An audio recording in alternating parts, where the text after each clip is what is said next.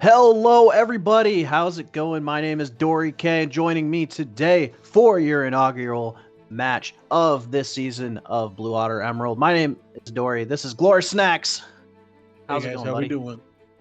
Good man, good man. How are you? I'm doing great, thanks. Sorry again for the delay, everybody, but we are underway. We've got Bloom Gaming Abyss taking on the Shadow Cows. I don't know about you, but I think the username game is on, or the team name game is on point. I have to agree. The Shadow Cows kind of sounds goaded. Shadow Cows does sound goaded. And what is goaded is the way that we're underway. We're starting the season off with a Misfortune and an Azir. What do you expect to see from these teams right off the bat? What are our power picks so far, Glor Snacks? Right now, our power picks really in the meta right now is probably going to see a lot of Twisted Fate if it isn't picked. Senna has also just been creeping her way around, but I think the biggest power pick of them all is Maokai, due to it still just being completely overtuned and overpowered because Free Kit Masters with it. Congratulations. Or Grandmasters with it, actually. So still think it's My a God. very overtuned champion, and there it is, the final ban, because they were about to B1 that Maokai. Yeah, it does make a lot of sense. We do see a lot of bot lane focused bans here. Maokai, granted, is a little bit of a flex pick, typically found in the jungle, but I mean, you still can see it in the support role. But you actually see blue side banning the little baby dragon. No Smolder today. We're seeing an entire like bot lane focused ban from Bloom Gaming here with Avaris instantly first pick. Yeah, Smolder has been really oppressive in a way, it seems, because Smolder is one of the few champions where you don't need items to scale. You just need stacks. So at a certain point in the game, he just becomes more oppressive as the game goes longer. And then as soon as he has their survivability items, then he becomes oppressive. That's absolutely right. From what I'm seeing, like the way his passive is set up, he is in a situation where he doesn't really need a ton of itemization to even be strong. He can just kind of pop off for free. But that being said, Pinnacle, at least when lethality is prevalent, you see a lot of Varus, a lot of Misfortune, a lot of Jin. But then you see Ash being used as a counterpick to that, and seeing Ash Karma here is pretty valuable, especially with Karma going mid as often as she does right now. This is saying a lot about the Shadow Cows draft, but not saying a lot about it, right? They're trying to show an early hand, get an early flex, right? But what I don't get is that they already have the counter pick, so they must be saving that counter pick for top at the end, which is what I assume they're doing.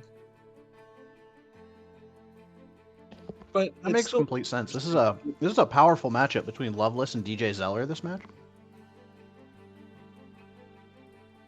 I'm uh I'm a newbie to Blue Water. You gotta drop the lore on me. They're both very talented players, is all. Both going to be playing as what appears to be the exception players for their team. Both Diamond Four players. Both pretty good players, from my understanding. So I think they're going to play this like little trading game, probably trying to position themselves in a situation that's going to make their top laner successful. And you can kind of see it panning out with the way that the drafts are being done. Oh, we actually do see the Alistar dropped though, confirming that Karma's going mid. Interesting. The Nautilus pick is interesting to me because Nautilus versus Ash, Karma means that he has to hit those hooks in order for really the lane to go their way. Because if he completely whiffs the hooks, then he is in a world of hurt because he will just get whittled down slowly. It's really hard for him, but it's nice to have Sejuani that someone can else proc the passive. Though you prefer a melee top laner or a melee mid to help proc it faster. For sure. And do you think that's going to be the focus here, since Bloom Gaming is assuming that they're going to be giving up counter pick to the Shadow Cows? Is the idea that you try to go for like a good combo with Sejuani and then try to play top lane that way and just say, you know what, take your counter pick. We're just going to draft something really strong, a good top jungle duo. Yeah, I could see a Twisted Fate coming in for Bloom Gaming. I think Twisted Fate actually helps a lot, right? Because while it sort of can get focused down early by the Nocturne, if Twisted Fate plays safe enough that makes sure that he doesn't get poked down and ulted by Nocturne consistently, he can be there for the fights where the Sejuani wants to make plays, right? It's a lot stronger to have the three-man dive instead of the two-man and possibly getting 1v2'd. That makes complete sense to me. And we actually see the bans coming out. We see the same kind of idea. I wonder if they, like, on your note, I wonder if maybe Bloom Gaming's mid laner, Jacob, doesn't really play a lot of Twisted Fate, because we actually saw Galio ban priority coming out from the Shadow Cows, as well as Jax, obviously good pairing with Sejuani, really strong. Oh, Hmm, so is wait a it top second. Karma? Oh, they pivoted to Nocturne, so it might Oh just stay wait, yeah, that's support. right. Because like you were saying, like the matchup Nautilus versus Karma Ash isn't like a huge problem until they can combo at 6, and even then I think Karma Ash probably can survive an all-in from not Varus, as long as they're keeping up in levels. Yeah, but it's easier for the Nocturne to just go ahead and support his Ash Karma, right? Talia the counter. Okay. Hmm. Talia is also in a good spot right now in the meta, I feel like. She's not very popular always, but that's just because people just don't like playing Talia's like core playstyle sometimes. And it's mostly new players on her. But she's able to really do a lot of damage here this game. Nocturne has to instantly go in with ult, instantly on spell shielding, or else he just gets stunned right out of his ult. That's absolutely right, and both teams actually do have like semi-global presence now, with Talia and Nocturne both having cross-mapped ultimates. You have Ash with like a global ultimate, granted. Um, and I actually do. I'm personally a fan of the Akali Nocturne pairing, just because like you can't fight them in the river as long as they have Prio. But at the same time, like Akali isn't necessarily supposed to have Prio into Talia at all times. So I personally agree with you. I like the Talia counter pick here. And Shen, that's a very interesting old school combo pairing with the Nocturne Shen. Yeah, I mean it's good into Gnar. I'm not sure how Shen feels on the new patch on the new season, but I do think it's a good pick into Gnar, and I think it's a good pairing with Nocturne. So it makes sense to me, at least on paper. I feel as if it's kind of hard though. Like Shen has to play very carefully into the early stages because Mini Gnar is better than Mega Gnar, where he's just able to constantly poke him out, right? So Shen has to always constantly hit the EQ, get the extended trade going in order for him to have a winning chance of it. It also depends if Shen takes Ignite as well. Hmm. I definitely can see that too. Yeah, the matchup makes it is a little bit harder for Shen to play into the mini Gnar. Uh, Granted, the champion doesn't have like the most range. He does have threat of the taunt, but at the same time, Gnar probably has a much better time controlling the wave state in the early game. So it might make it difficult for Shen. I don't know how you feel about this, but I'm actually a little bit concerned about Nocturne's efficacy in the jungle. Like, I would kind of want to see his pathing and see if Sejuani pairs with these solo laners and with this Nautilus to apply pressure to Nocturne early prior to his first ultimate. Yeah, because that's kind of the problem as well. It also depends on what he builds. He could go Hexplate with it as well. And I think Hexplate here actually helps him a bit, focusing down the Varus, right? But it hurts him going against the Talia. It hurts him with the Sejuani, who he has to put behind early. Because Sejuani, while still a nerf tank jungle meta, is still prevalent and still played as it because it's a lot easier for her due to her simple ult tip. And you pretty much just lock down one person. Yeah, you can pick one person who doesn't get to play League of Legends. I like the ability to layer CC on the side of Bloom Gaming Abyss's comp. Um, I like the versatility of Shadow Cow's comp. I think it can overwhelm people with numbers, but I do think that it has the onus of execution on it a little bit higher. How do you feel about that? I really feel as if the whole point of this Shadow Cows comp is that they picked Ash Karma to just kind of sustain against the Varus, right? And then that Nocturne Shen Akali are the one going in flanking, mostly. Because it has to start with Ash, right? You Ash arrow somebody, you get the Nocturne ult onto them, and then Shen instantly ults them to try and, save them as much as they can. But I think it'd be better if Shen ulted them after they wasted, all the CC on the Nocturne, so it's the bigger health shield, right? It's a 66% increase when you are lower health, lower than 55% or 50% HP, and Shen ults you. That's why Shen's shield is so big sometimes. Yeah, Shen's global presence is definitely something you can't understate.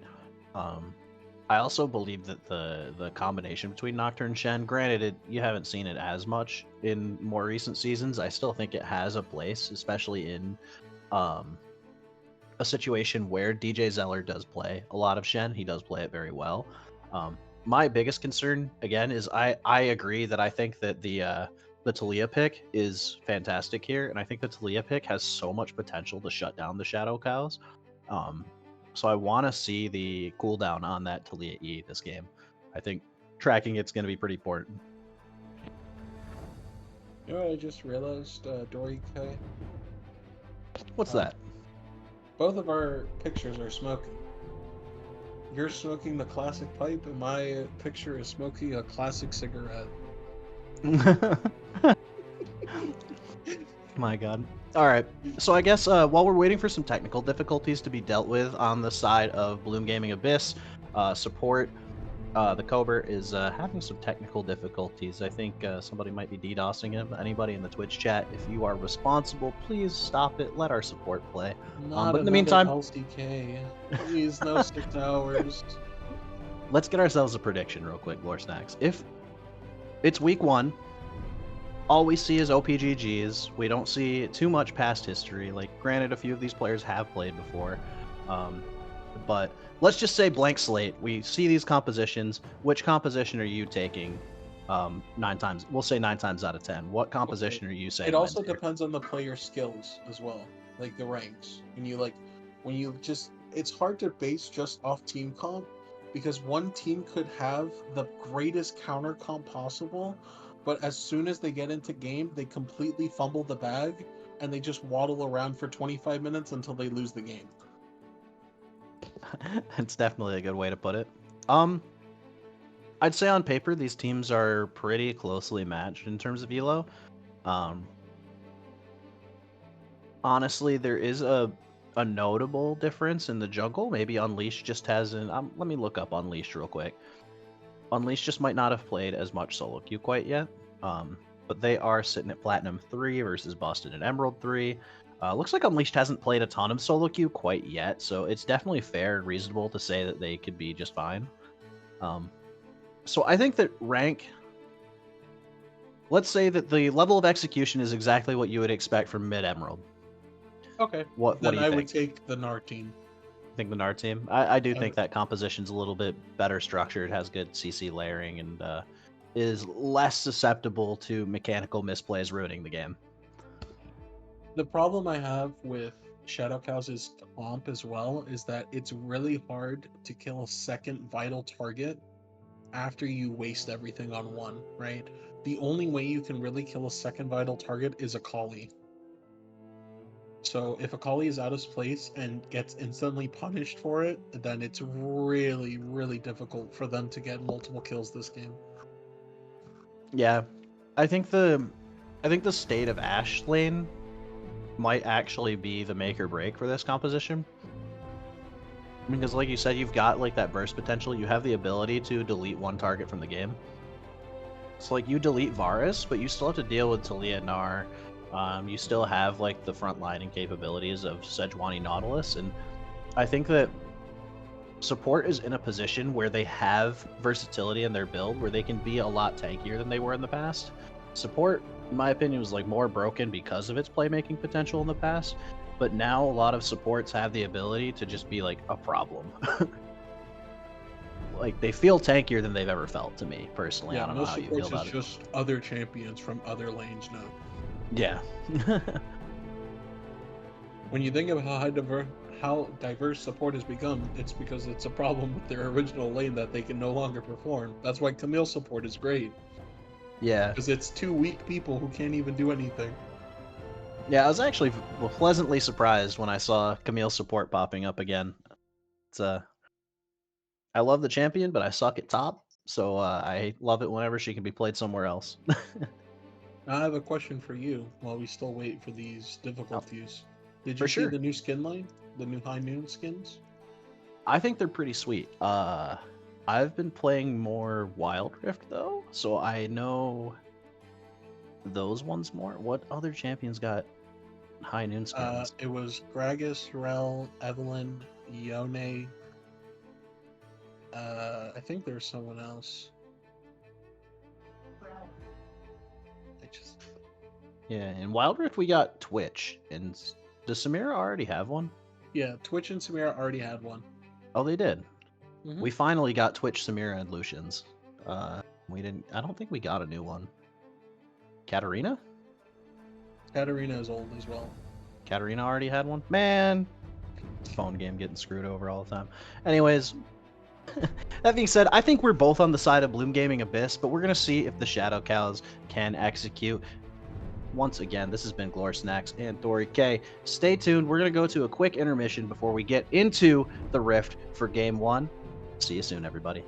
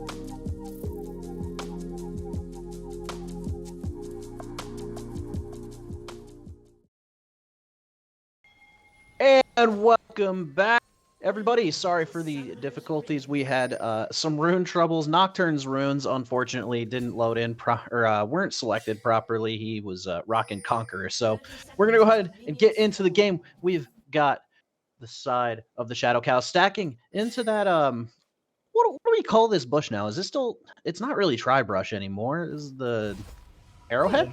It informs the illegal. Dorito? No, it forms the illegal Y. It's still the try. The illegal Y. Yeah, I know tri-brush is the one down in that corner, but yeah, both sides have a no, actually top side doesn't have a not tri-brush anymore, but we'll come up with a funny name for this bush one day. I like calling it Dorito bush. We're gonna call it Dorito bush for now. Now, everyone's stacking. I have a question for you. Yeah, what's up? Now, just looking based off the names alone, who wins in your head? Oh, off the names, we gotta fight. We're actually going to get a little bit of a skirmish coming out there, but again, Crush Card versus Cobra, you're definitely going to like taking that HP trade from the side of Cobra, so long as he doesn't take too much poke in the early game, but we'll see how that goes out. Let's take a look at the pathing, though. Sejuani and Nocturne starting opposite sides, so they're definitely not going to meet up with each other early on. What do you expect to see these teams aiming for in terms of like their early game presence and like their pre-6 objectives? They are starting the same side. Oh, they are starting the same side. I'm a dumbass. Yeah. So that probably means that Brought Pio is very high for this game, right? And it's a lot easier for Varus Nautilus to set up a gank than a Karma Ash, right? The only real chance Nocturne has a chance to gank this lane is if they're completely overextended without Sejuani there. We actually have this build-up coming too, and it looks like the bot lane might actually get a crash off here on the first wave with that level 2 advantage. Yeah, it looks like it's going to be okay, only 3 minions, so it is going to bounce back. So expect Ash Karma to have this prio leading into both junglers arriving. Which is something you really don't want as Nautilus Varus, as they're actually going to reshove this back in. Varus is just continually autoing the wave. Nautilus is just going for the stacks as much as he can. Won't have the stack for that, but it's also really interesting because it's really detrimental to Varus and Not if they do get a freeze off there, and they would be really stuck. Yeah, do you think it's possible to even hold a freeze at this rate either, with Cobra taking this much damage early on? I think it's really easy for Karma to just tank a little bit, right? Because the Varus is still a little bit weaker. She's trying to get poke off instead of just holding the minions, but now it's a bit too late. But And still, it will right. just reset into the middle now for both teams, and both junglers are bot. Yeah, looks like neutral lane state. It might slowly creep its way back, but knowing this Varus, he's just gonna auto it. He's just gonna auto it, try to maintain priority because we know these junglers are about to have a little bit of a scuffle here in the river. Let's take a look and see what happens. Unleashed gonna go ahead and finish off. No, it's actually Bustin got it. Bustin managed to get the Scuttle Crab. It. Yeah, Bustin managed to get the smite off, so +1 to Bustin. Good start. And Sejuani gonna have to just leave in shame. Now both junglers should just go for the reset here. Nara is actually taking horrible trades up top. Yeah, that's exactly right. Taking the trade into the cannon wave. He knew he had the evolve, so he was trying to get the trade off with his mega. But the fight actually breaking out. Cobra going for the engage. The flash from Sejuani gonna secure first blood. Bustin being forced to walk away. Sejuani gonna get that glacial passive with Jacob roaming over. Bustin forced to flash, is gonna get hit by the Talia W, and he's gonna go down to Jacob. Jacob with the early start here. 2 early kills for the side of Bloom Gaming Abyss. 2 early kills.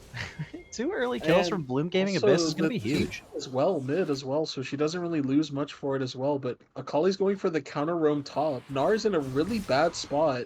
He could get solo killed here, even without the Akali.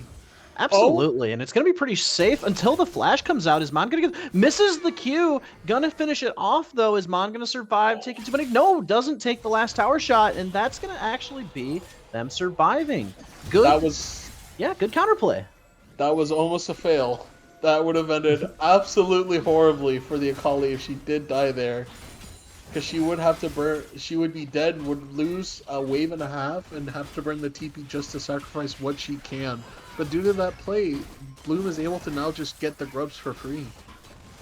Yeah, Nocturne gonna have to be leaving it alone. So Kali gonna be able to get the TP back into lane, but it's not really going to stabilize unless she pushes it out. So matching that push and DJ Zeller being low on HP means that unfortunately they're not going to be able to contest. So yes, they get the kill. They do get the grubs for the blue side here. So Loveless Unleashed. Unleashed having a pretty good start here to this game, I'd say. And Talia, Jacob's Talia being put in a fantastic position right off the bat.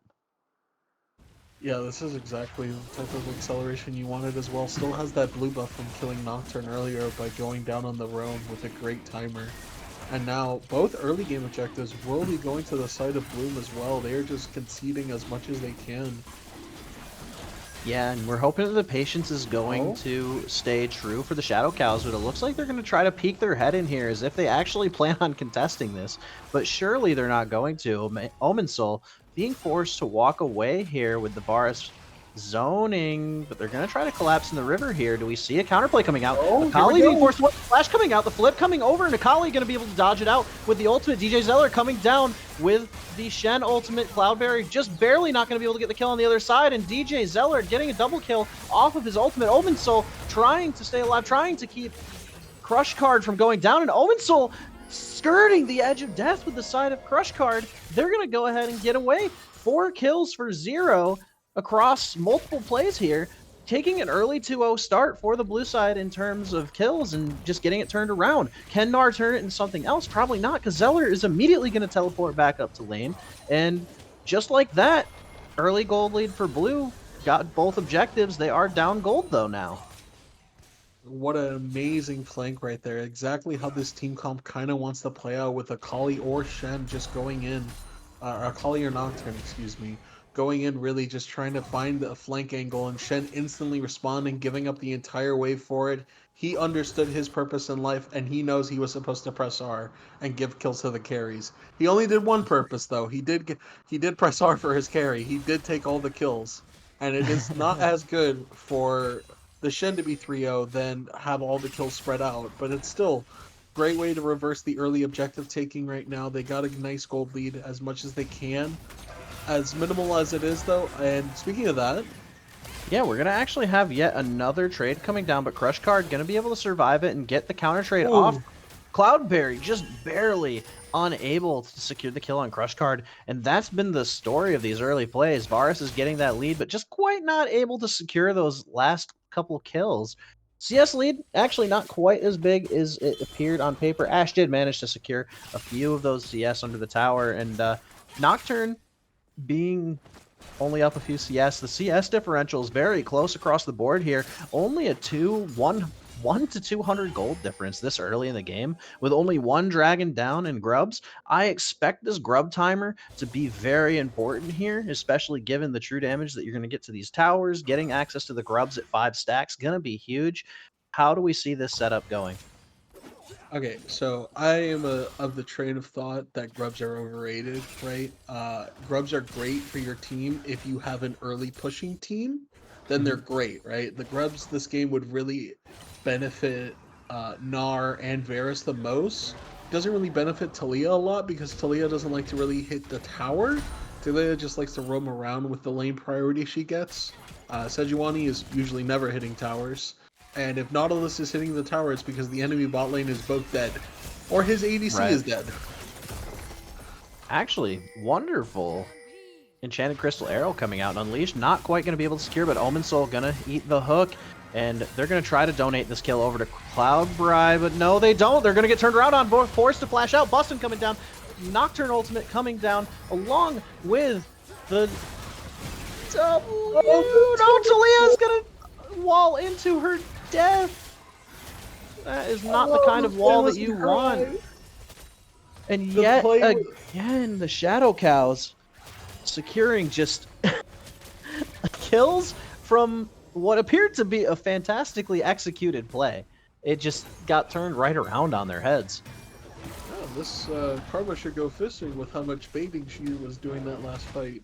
The Karma in Mantra W actually heals you twice, which is insane both times, and it's actually maxed for the lower HP you are. So she healed 175 from the initial cast and an additional 166 from it completing, which gave just enough time for the Shen Nocturne combo to respond just in time. And Akali was following Talia the entire time.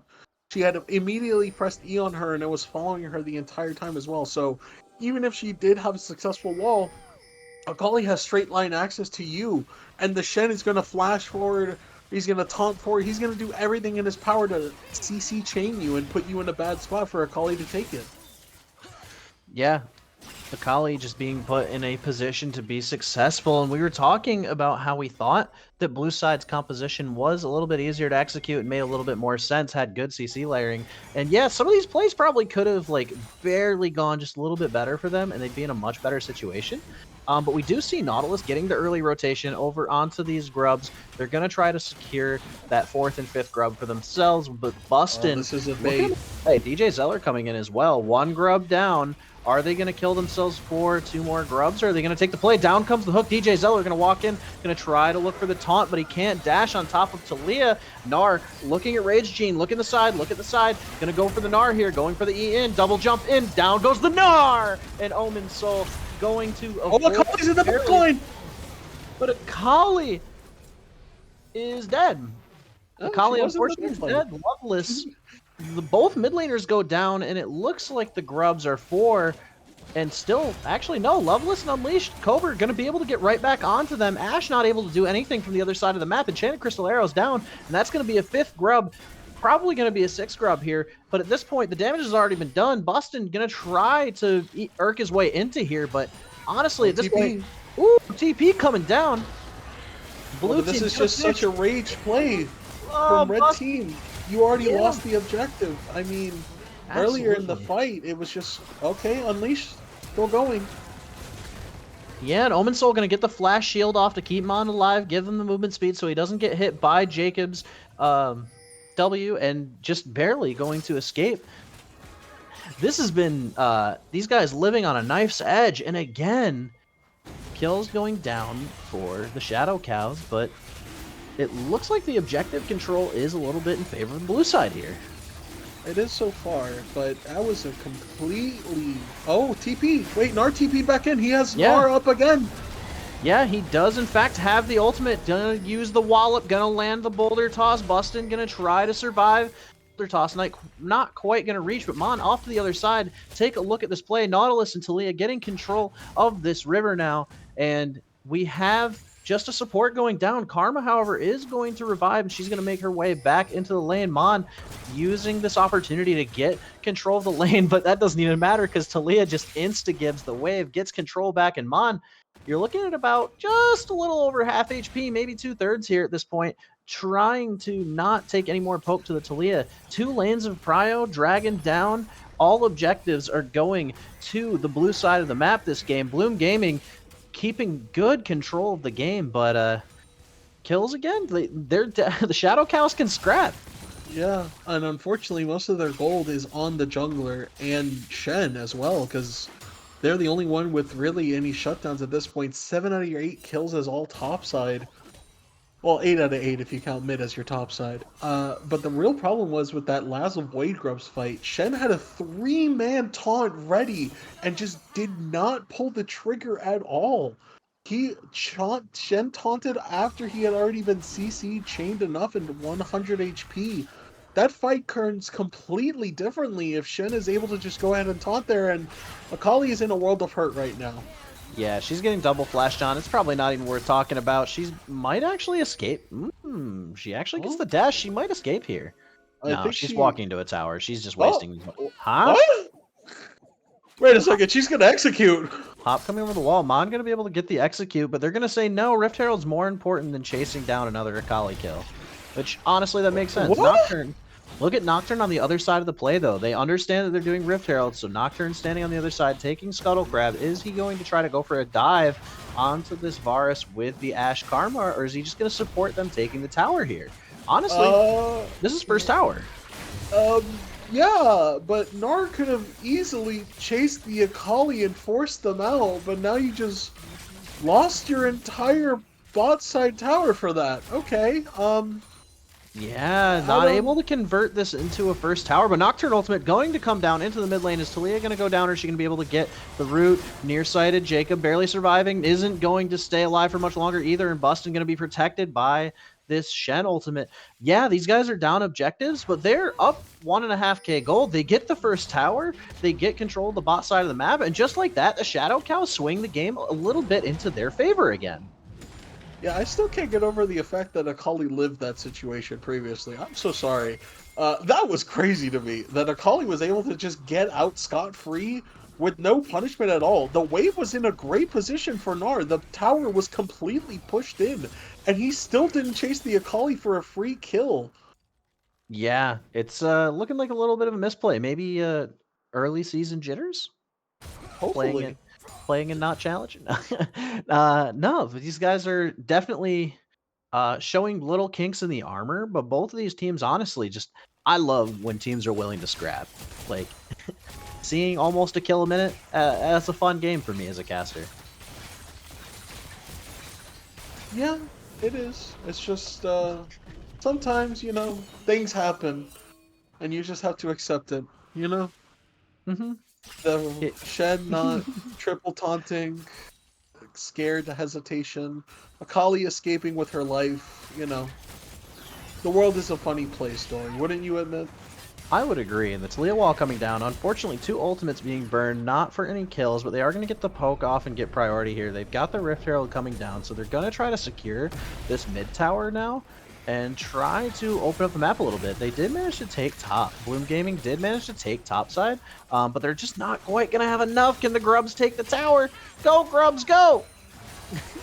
They're gonna probably get the prio here to get the tower, but Yeah, we'll they see got if it they on try to make second it. wave bounce. Yeah, They get it on the second wave. but let's see what happens here in response, Glorp. They're gonna go for this dragon that's coming up in 30 seconds here. Big focal point here. Gold almost even again. It's getting to a point now where this Nocturne has to go for the correct target placement as well, and they have to manage the Gnar bar on the red side. Because while not, of course it is Gnar's job to get Mega during these fights, they have to play these fights carefully to make sure that he doesn't have a real chance to find a flank and get a Mega Gnar onto them as well. And is that Hollow Radiance on Sejuani? That is in fact Hollow Radiance on Sejuani, so you're looking at that immolate damage, that desolate, gonna be a little bit of, you know, anti-Akali, I guess. Yeah, Hollow Radiance. Canaric Rukarin is not in the game, I Yeah, guess. I've been told of the wonders of Canaric Rukarin. Definitely. What do you think? Is Sunfire Aegis into Canaric Rukarin, or Yes, what? 100%. Oh, hold on, they went for the call! Yeah, they're actually going to pull the trigger here. Getting knocked back by the Talia, though. The engage is going to be relieved. Omen Soul over here. Crush Card actually gets hooked, is trying to walk away, but the death charge comes down. And Jacob going to be dying on the backside, though. Mon getting the kill as well. Dragon going off to the side of the Shadow Cows with a turnaround. Loveless is looking huge. DJ Zeller going to try to survive on the backside. Cobra surviving Mon, though. Down comes the Q. Jacob zoning so much with the Talia. Down goes Talia, though. Mon barely going to escape. Doesn't have enough permafrost stacks on him quite yet. Unleashed trying to chase him down, though. He's going to escape through the Shroud. And Shen and Gnar kind of looking away. Mon, though. Is Mon actually going to escape again? Surely not this time, no, right? Down comes the smite. No, down comes the W. Arctic Assault. There you. Oh, he gets the return kill on a Kali. Oh. Why did the Nautilus flash? It's okay. It's okay. Chill vibes, right, Dory? Chill vibes. Chill vibes. Chill vibes. It was way too greedy for the Sejuani. That's why the Canaric Rukin may have actually saved her life there. But unfortunately, she will fall to it as well. Just That a bit is unfortunate. right.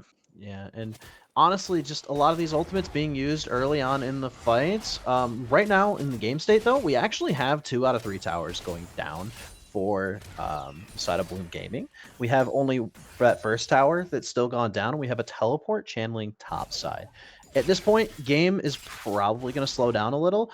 What do you think our teams are focusing on now? Who's doing what well, and who's really got control of the game state right now? So I like Cows with their willingness to pull the trigger. It's just that the last time, though, they weren't unified, right? Because Nocturne ulted and got his Hexaplate off, and then immediately didn't use it for anything other than for securing the dragon, which is good in a way. It's just that your ultimate is more of an engage icon, as Unleash is just in trouble again. And he doesn't go for the Blast Cone. What? Yeah, and I mean, you see the Weaver's Wall coming down. Cloudbreak going to be able to get the kill off the side. Enchanted Crystal Arrow coming down in the backside. Mon going to try to survive, but not quite going to be able to. And Jacob securing the kill here. Jacob looking real strong. Unleashed going to be able to get the kill. Doesn't actually go down to a return kill this time. And that is going to be a 4-for-1. Loveless getting return damage on the tower on the other side of the map. And honestly, this game is starting to look like it's shifting into control for the blue team, which is kind of what you expected, right? Bloom has just taken over the game right now, up for 3,000 gold. That's another 700 gold going straight to Gnar, 4k gold lead. This Varus is playing way too close up for these fights. He needs to position a lot further back since he is playing the lethality. So it is harder for him to start pumping out consistent damage in these fights. And they just completely pulled the trigger on a play that they knew was blown. But this time, they probably had a team call where it's like, guys, we didn't go on that last time. Let's all go in together. And then realized that 2 members of the team weren't there and still went in. That seems to be the story of the game right now, don't you think? Teams are, like, willing to pull the trigger, but I think that I think that counterplay has been pretty prevalent here. It seems like the team making the initial play seems to be getting punished when the return play comes around. And it is Hydra completed for Shen, so he will have a bit of damage with it. I do like the build on Akali as well. I think Riftmaker is really good here. You really want to go for these sustained fights as well. I'm not in love with Ash's items right now. No, what's Ash building? Kraken Slayer. Trinity. Yeah, it's Trinity, right? Not a. Yeah, Yeah, it's Trinity. Yep. it's Kraken Slayer Trinity. I just Which, don't like Trinity as an item. I just think that those like in these fights as well, like Ash can be a focus instantly as well. I think Phantom Dancer could help out a lot in these fights. I think even Runan, since they all want to group up and they yeah, want to be constantly hitting you as well. yeah, Trinity does give you the survivability. I just think I like it better third with Terminus. yeah. I actually agree too. I think that you're kind of in a position where Ash's primary focus is to hit 3 melees, right? Like you're not really too concerned with Jacob and Cloudberry here. As the Nocturne ultimate comes down, we're actually going to see the Paranoia hit. He's going to have the follow up from the Shen, but Loveless going to try to survive as long as he can, but he's just going to go down. Well executed ultimate combo from Zeller and Bustin, trying to secure control 10 seconds before this Drake. And the response, though, look at them just rushing it down mid here. In Yeah, response, they can rotate top here and go for this top outer as well if they want, since they're not correct. There was a top really inner. good response from them. Really correct response. You want to make sure you trade at least something. And the Crystal Arrow hits Talia. Is Zeller going to go in? He does! He sure does. Chain of Corruption going to be done in response. Let's see how long Zeller can survive. Are they going to go for the play? Knockdown coming down. The dredge line is going to be missed. Crush Card getting the flash to escape a Weaver's Wall, coming down to cut them off, and Crush Card going to be stuck between a rock and a hard place. And Sejuani unleashing kills onto the Rift here. That's going to be another 4 for 1. And every single time the Shadow Cows go for something, they get countered by this well-executed CC layering again. That's Baron. Completely a whole hard overforce there. Another issue that happened as well, now that they messed up once in the game where they feel like they needed to go harder, now they're overforcing on every play possible. Yes, you hit the Talia, right, and you CC locked her, but the Shen taunt breaks the Ashe CC stun lock. So the taunt lasts shorter than the stun, so it breaks it in the code. So Talia's able to flash out before Akali can get her E on her, and is able to pump out the consistent damage, and they're fighting in a small choke against a Lethality Varus and Talia with a Sejuani blocking all the damage. Yeah, Paranoia coming down actually onto the other side here. Loveless gonna get the return kill though before he actually barely gets cut down by Mon, having to force the ultimate out from the Akali here. But seeing Paranoia go down and going 1 for 1, what is that? I mean, nothing's really up, so this kind of resets game state right now for a little bit, right? Right, you take down a Baron, which is worth it.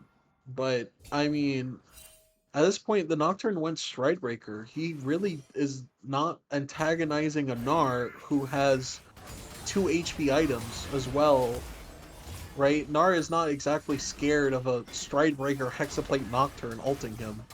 I think he prefers it, actually. Yeah, that makes sense to me. And as the inhibitor goes down, you'd say they're probably positioning for way to end this game soon. You've got towers kind of going down piece by piece. While yes, the Shadow Cows are able to, were for a while able to equalize in kills and fight. They definitely can fight. It looks like just well executed objective control is the name of the game so far. Yeah, this game has gone exactly how I had said earlier, where you have to be careful with your bot lane if they just get too far behind. Right? Yeah, and I mean, we actually say that. Down comes the flash from Cloudberry to try to survive. Bustin getting the Paranoia off into the backside. Nautilus getting the dredge line to keep Cloudberry alive, and Cloudberry going to be able to secure safety here. Akali's not going to be able to go through that work ground. Talia getting the size, the Unraveled Earth to prevent anybody from getting onto her team. Okay, the positives. They got another Baron. The negatives. They lost the 4v5. Yeah, they're definitely in a tough position here. At this point, they're probably looking to secure a good pick. Oh, good Gnar. Preventing the fight. That's definitely what you want to do here. Loveless being super brave this game too. Like he definitely keeps putting himself in a lot of danger as he turns and actually gets the kill with the hyper proc, going for the jump, trying to poke Mon down. Mon's gonna be able to flash, gonna barely survive that. Oh, the return of the boomerang actually secures the kill. Double kill for Loveless. I would be so demoralized if I were the Shadow Cows right So now. this game went from, guys, it's chill, we scale, to, guys, it's no longer chill, sound the alarms, please. Nar is 1v2ing two of you guys as well, and he is still full HP.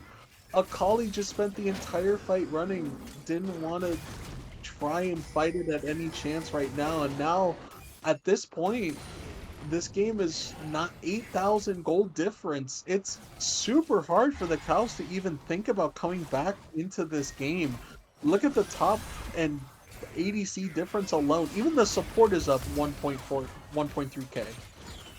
Yeah, the support being in great state too. I mean, Nautilus has been playing a fantastic game. I like his positioning during a lot of these fights. He's standing in between anything that Crush Card could possibly do, threatening that dredge line constantly. And some of the most clutch dredge lines have prevented these guys from dying. As the fight comes down, Paranoia going to come down, but again, another stellar dredge line into a seismic shove, just completely deletes the entire team. Double kill going down for the Varus, triple kill coming down for the Varus. Nar gonna take a tower on the other side of the map. Quadra kill for the. That's a pentakill. Pentakill right at the start of the season. Varus, Cloudberry having a relatively quiet early game, extremely popping off here in the end here, getting a pentakill to start off the season. Let's go! Bloom Gaming. We don't have to wait any weeks. We wait one game, first penta of the season, and Cloudberry and Co. from Gaming going to secure the first win of the season. And that was a great, just to reiterate the fight right there a little bit, I really think that Talia W just saved the entire game. It stopped Akali in mid-ulti going in onto Cloud as well, so it really actually saved the entire thing.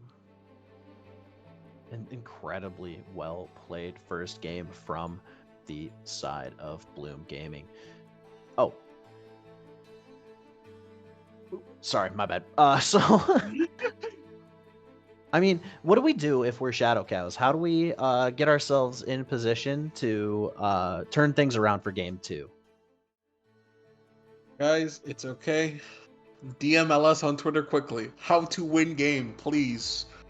It's just really difficult for them to really pick out all of these fights, right?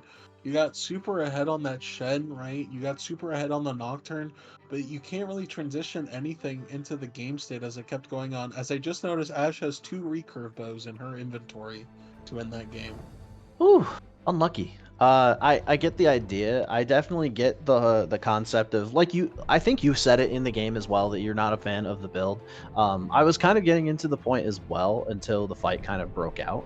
But basically, we're looking at a situation where Ashe has to be able to shred that front line. Ashe has to be able to pump out DPS. She's not the greatest at it without being a ton of items, especially with the speed at which champions can get tanky nowadays. So I don't think Triforce is the move either. You need to be able to blow somebody up, and then you need to be able to help Ashe blow up the rest of the team. Like, shred through the rest of the team, use your numbers advantage to win the game, because Lord knows Nocturne's not about to get through 3 tanks. Akali's not about to get through 3 tanks. So, I mean, I get it. 10k damage, constantly CC'd, your life's always in danger. That is the life of being an Ashe. It was still a really great game from the Talia to just kind of turn the fortunes around. Right, they had 2 bad fights early in the game that gave the Shadow Cows confidence, and they kept the confidence for the entire game, even as the game was slipping from their hands. But they still just said, "Fuck it, we're going for it." And they ran in, they hit a brick wall, they got back up, they ran into another brick wall, they got back up, said, "Mate, you know what, guys? 3rd time's the charm." Talia W just ended our game. Okay. Yeah, that seismic shove was insane. And honestly, the Unraveled Earth just is such a problem for these compositions that require a lot of forward progress, a lot of awkward angles being utilized by Akali, honestly. And just really unfortunate for Shadow Cows because you saw the bright spots in the early game for them. You saw how they were able to go ahead and just push for their objectives. They saw what they wanted to do. They knew what they had to do as well. It's just they couldn't act on it sometimes as well. They hesitated, and Bloom was just waiting for them to make a mistake and then capitalize on their mistake as well. So we should give props out to Shadow Cows because they were able to keep this game bloody and ahead, which is what they needed to consistently keep doing it. It's just that it took a little bit longer than expected, and one bad fight from them really turned the whole game around. That's exactly right. And with that being said, we're going to see if the Shadow Cows can send us to a game 3, or if the crew of Glor Snack Story and our wonderful producer Chippy can get to bed early tonight. So without further ado, everybody, hold on tight. We're going to be getting into lobby for game 2. We'll see you in just a moment.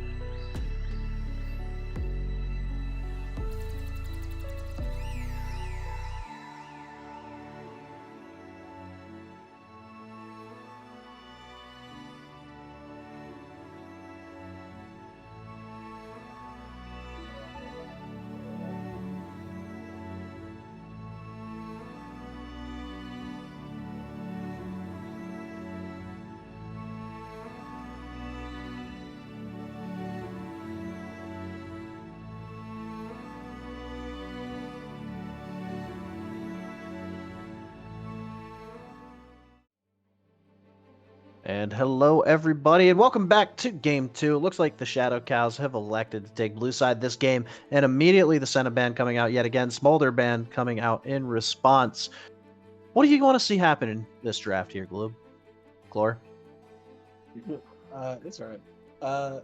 As it looks like it's actually not going to change that much ban-wise from the first game. Are we going to see a salty run back? You almost could. Oh, the Twisted Fate ban actually coming out. Good R3, good R2, good R1, good R4, good R5, good B1. Champ's just good. You just had a great B1 and then you decided to ban it, but Of course, you insta-pick the Maokai if the enemy doesn't respect ban it. So Yeah, Shadow having Cows got yeah. exactly what they wanted. Yeah, having access to that Maokai early on is going to be pretty valuable. Maokai, as we were saying in the first draft, pretty strong, pretty capable of being moved to multiple positions. And Okay, Zeri in that response, is though, not bad. not what I expected to see in 2024. All right. Yeah, Zeri's still a champion. We'll see how Zeri does here. So you said Zeri is not super expected, right? Something not No, played super actually, often right kind now. of, yeah, kind of unexpected as well. The Wukong, he was actually getting buffed tomorrow, and I played a game on him to see if he needed the buffs. He doesn't. But okay, yeah, Wukong also coming in very safe pick, able to just kind of do a lot for the team in the later stages of the game. Kind of becomes his own problem with the Cyclones dealing an insane amount of damage as well. Janna gonna come in, so it's Maokai jungle, Yeah. which I don't Um. agree with. I mean, I think Janna's a good response to Wukong, but at the same time, like I feel like Maokai is probably pretty good into Zeri here. Having the point and click lockdown from Twisted Advance is incredibly valuable against such a slippery champ. Especially since Zeri's most likely taking ghosts like 10 out of 10 times, and Kaisa. Uh, Hmm. okay, it's probably the Kaisa Eclipse build going this game, and I think it's an alright Zeri matchup for Kaisa, but and there's the Blitzcrank, which is the exact problem you ran into by running the Janna. Because now Janna has to play extremely further back and dodge Blitzcrank hooks, or she straight up just loses the lane as well, because Zeri does deal more damage in the early game than she used to. Yeah, this is a pretty good. This is a pretty good situational pick. I like this R3 a lot as well, especially given like Janna is a powerful disruptor, and I think ever since her buffs last season, she's been kind of a sleeper pick and capable of being successful. I'm not personally sure how I feel about it with Kaisa right now. We'll have to see how they plan to play it. Yeah, Ari and a Caliban away from now. Shadow Cal's Mound will not have that available to him. Silas and Nar, the response bans. I'm Makes really looking sense. for an R4 power pick here. I really think that there's some champs that you could pick here. Hui was not be one of them I'm thinking of, but Hui could potentially work here Yeah, if it's Wei a helps favorable create a lot of matchup. space, right? He does create a lot of space, but he is very also easily targetable, and you are playing against a Maokai. As soon as Maokai ult hits Hui, it's really hard. Yeah, this time definitely looks like better drafting from the side of Shadow Cows, at least in the first half here. Bloom Gaming Abyss trying to maintain their identity, their the fighting identity that they have, but having a little bit more explosiveness. Not seeing that Nautilus come down, but actually seeing the Blitzcrank in response, pretty solid. And Fizz, my God, is Fizz like the most frustrating champion individually in a vacuum for Hui to deal with?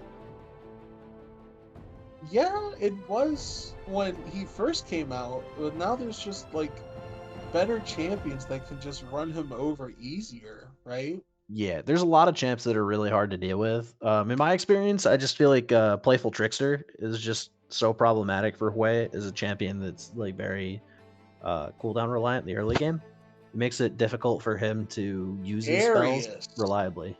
Ooh, This Darius. team comp Darius is a Maokai could be pretty strong. I wonder if they're bit thinking it's Wukong top.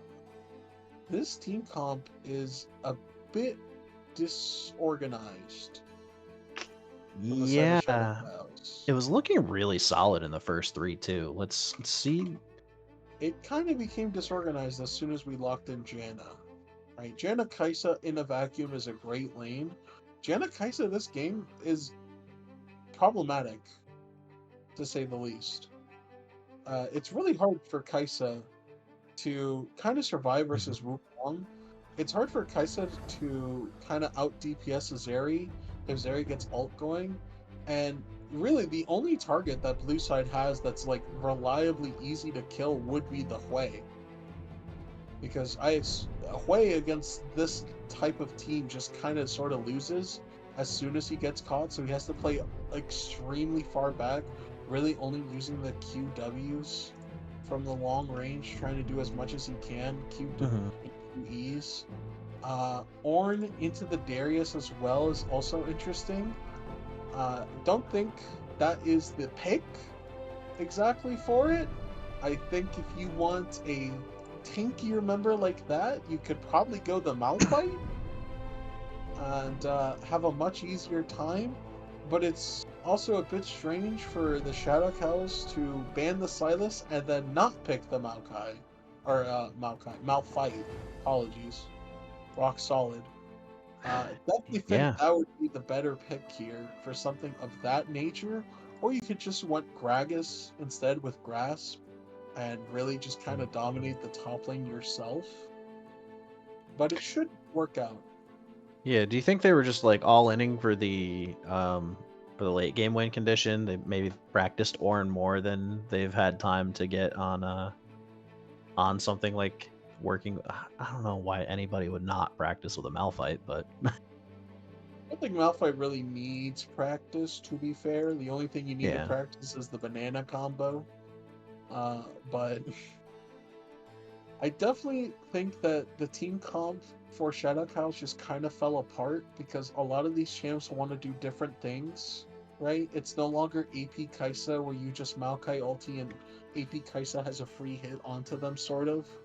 It's this mixed damage Kaisa that kind of wants to space out the fights and drag him closer to her while just having a tank standing in front of them. While Fizz and Maokai just want to go looking for picks, the Janna can't really walk up with them without risking herself just getting exploded, and Darius is just looking for resets, right? Yeah, it does Which seem means like that they you're all taking have like kills different goals. away from the Fizz, and you're taking kills away from the Kaisa, but if you don't give it to them, then the Darius doesn't get the reset either, and they die as well. It's just stylistically, the comp clashes with each other very hard, and from what we saw in the first game, we know that these players can get a lead ahead early. So this team just needs to just completely dominate the first 25 minutes of this game to have a chance to, end it.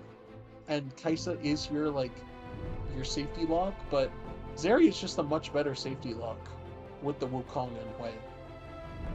Yeah, so I would kind of agree. It feels like this composition from the side of Bloom Gaming is looking pretty solid, honestly. Like it was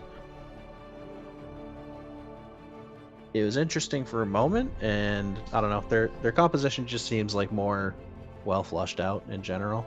But at the same time, I feel like the matchups in a vacuum look pretty good early on, so maybe they're just trying to weigh on stacking those kills early and transitioning it into objectives sooner. Who knows?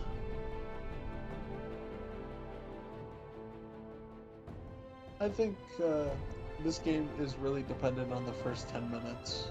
If Bloom Gaming just does ahead where they are able to secure all the objectives early game as well, then it's really, really hard for Shadow Cows to find a way back in.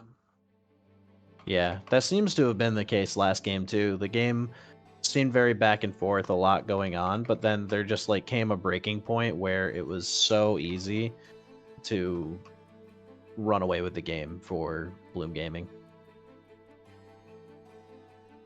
So yeah, and I think Bloom's able to stabilize quite well. Their pathing and their objective choice made it so they were getting a lot of objectives uncontested last game. So if it were up to me, I'd probably lean towards Bloom Gaming again here. I want to believe in the Shadow Cows, and I think Fizz is a neat champion, and I'd love to see Fizz be successful. But at the same time, I don't want to see that degenerate champion run away with the entire season either. So I don't know. What's your vote for? I think if the game gets past 22 minutes, I vote for Bloom. If it doesn't and they're able to stomp early, then Cows have a great chance. For sure. And with that being said, we're going to go to another quick intermission, just get ourselves ready for game two. So, everybody, hold tight. We're going to get through the spectator delay and hopefully no more technical difficulties. See y'all in a minute.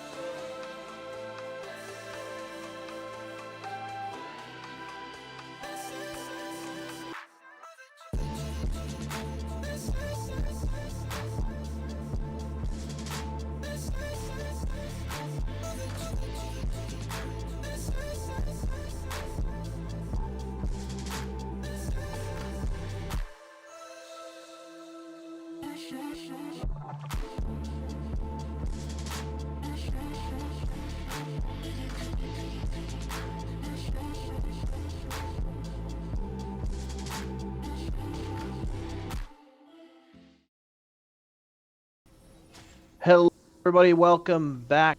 It is Dory, and I am joined yet again by my pal. Name went away. We are pals. I swear, Glorsnax and I are pals. I just keep trying to call him Gloop and Glorb, and Guys, please help. I am trapped in the. Anyway, welcome back to the game. Interesting buy. Oh, the flash!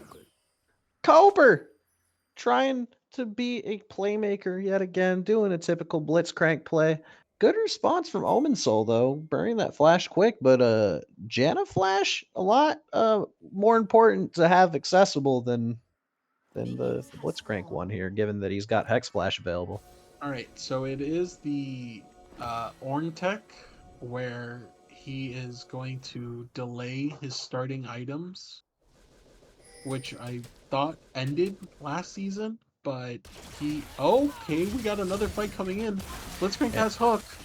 The Janna rocket no grab flash. gonna go down, but the stack's gonna build up. Crush card getting the passive stacks on the Kaisa, gonna get a proc. And that trade, yet again, like this looks very similar to what happened last game. Cobra being super willing to fight this game has been really just refreshing. I really think this is problematic for the Janna as well, because her life is a lot more valuable than a lot of this, in a way. Yeah, it's super unfortunate for Loveless too in the top side here, you think. How's this matchup go? I mean, I'm not 100% certain at what point, if any point, Ornn starts to kind of win this. He doesn't, actually. Ornn counterpicked himself into one of his worst matchups, because Ornn loves to survive the early game and not really face any consequences for picking Ornn. Unfortunately, you picked Ornn into Darius, so Yeah. you will suffer. That's unfortunate. Now Zeller is establishing a pretty fat wave here, and it's at the point where he can probably force some harass, right? Like he's gonna miss CS under this tower. No need to. You slow push this wave, stack it up, and then you could probably cheat a recall for a call here. Yeah, so Darius can be a huge problem early on as the Wukong actually starts to rotate in. Cobra getting the flash coming out from Unleash. Gonna try to poke down Omen Soul. Remember, Omen Soul has no flash. Not quite going to get the kill, though. And Ornn trying to fight back with DJ Zeller, but getting those hemorrhage stacks built up can be incredibly scary for this Ornn. That percent HP true damage? True damage. True. Yeah, it's true damage. It's physical damage. I knew that. I was just testing you. Anyways, good. I didn't see good poke that from Jacob. Actually. I saw something completely different. I saw the bot lane continuation where Cobber completely whiffed on his blitzcrank Q, but now Jacob is going to fall as Zeller just tanks it for him, and Man gets first blood in this game. Exactly the problem that Hui had this game and instantly came to fruition. Yeah, being Hui into Fizz, I was a little concerned when I saw Fizz like start Playful Trickster because I thought it was kind of weird champ, but it ended up working out because I mean he made it to level 3 unpunished. He barely got under half HP, and granted he is down half or like 10 CS at this point. Hui is gonna get a CS advantage, but that was a really well played roam from DJ Zeller. Only had to burn the ghost, didn't even have to burn his flash yet, so he's gonna be able to come back to this lane. He's arriving at such a good time too. Watch what could happen here. Look at Maokai's position. Maokai is kind of in an awkward spot because he wanted to do the grubs and was waiting for Ornn to overpush here. Ornn should never be in this position where he can get collapsed on like this because it's kind of useless for him to be here as well. Yeah, and as he's forced into the slow push, he's just gonna go down. I mean, he managed to even get that wave crashed all the way, but like it's almost like he didn't have to follow it, right? Like it was so built up. Like surely Darius wasn't gonna freeze it there on him, was he? Surely. Yeah, he needed to have a little bit better situational awareness of his surroundings there. Maokai hadn't really been on the map at all. You had no idea where he had been. You just have to respect it, really, as the Ornn, because you will just die. And if it just goes poorly, it just goes horribly. And unfortunately, Omen Soul's about to go down here. Great rocket grab from Cobra. Going to be a successful kill coming down for him. And Crush Card being stuck between a rock and a hard place yet again. Being forced to just CS while being like, oh, my support's always dead. This feels like my solo queue games. Just Blitzcrank is a menace.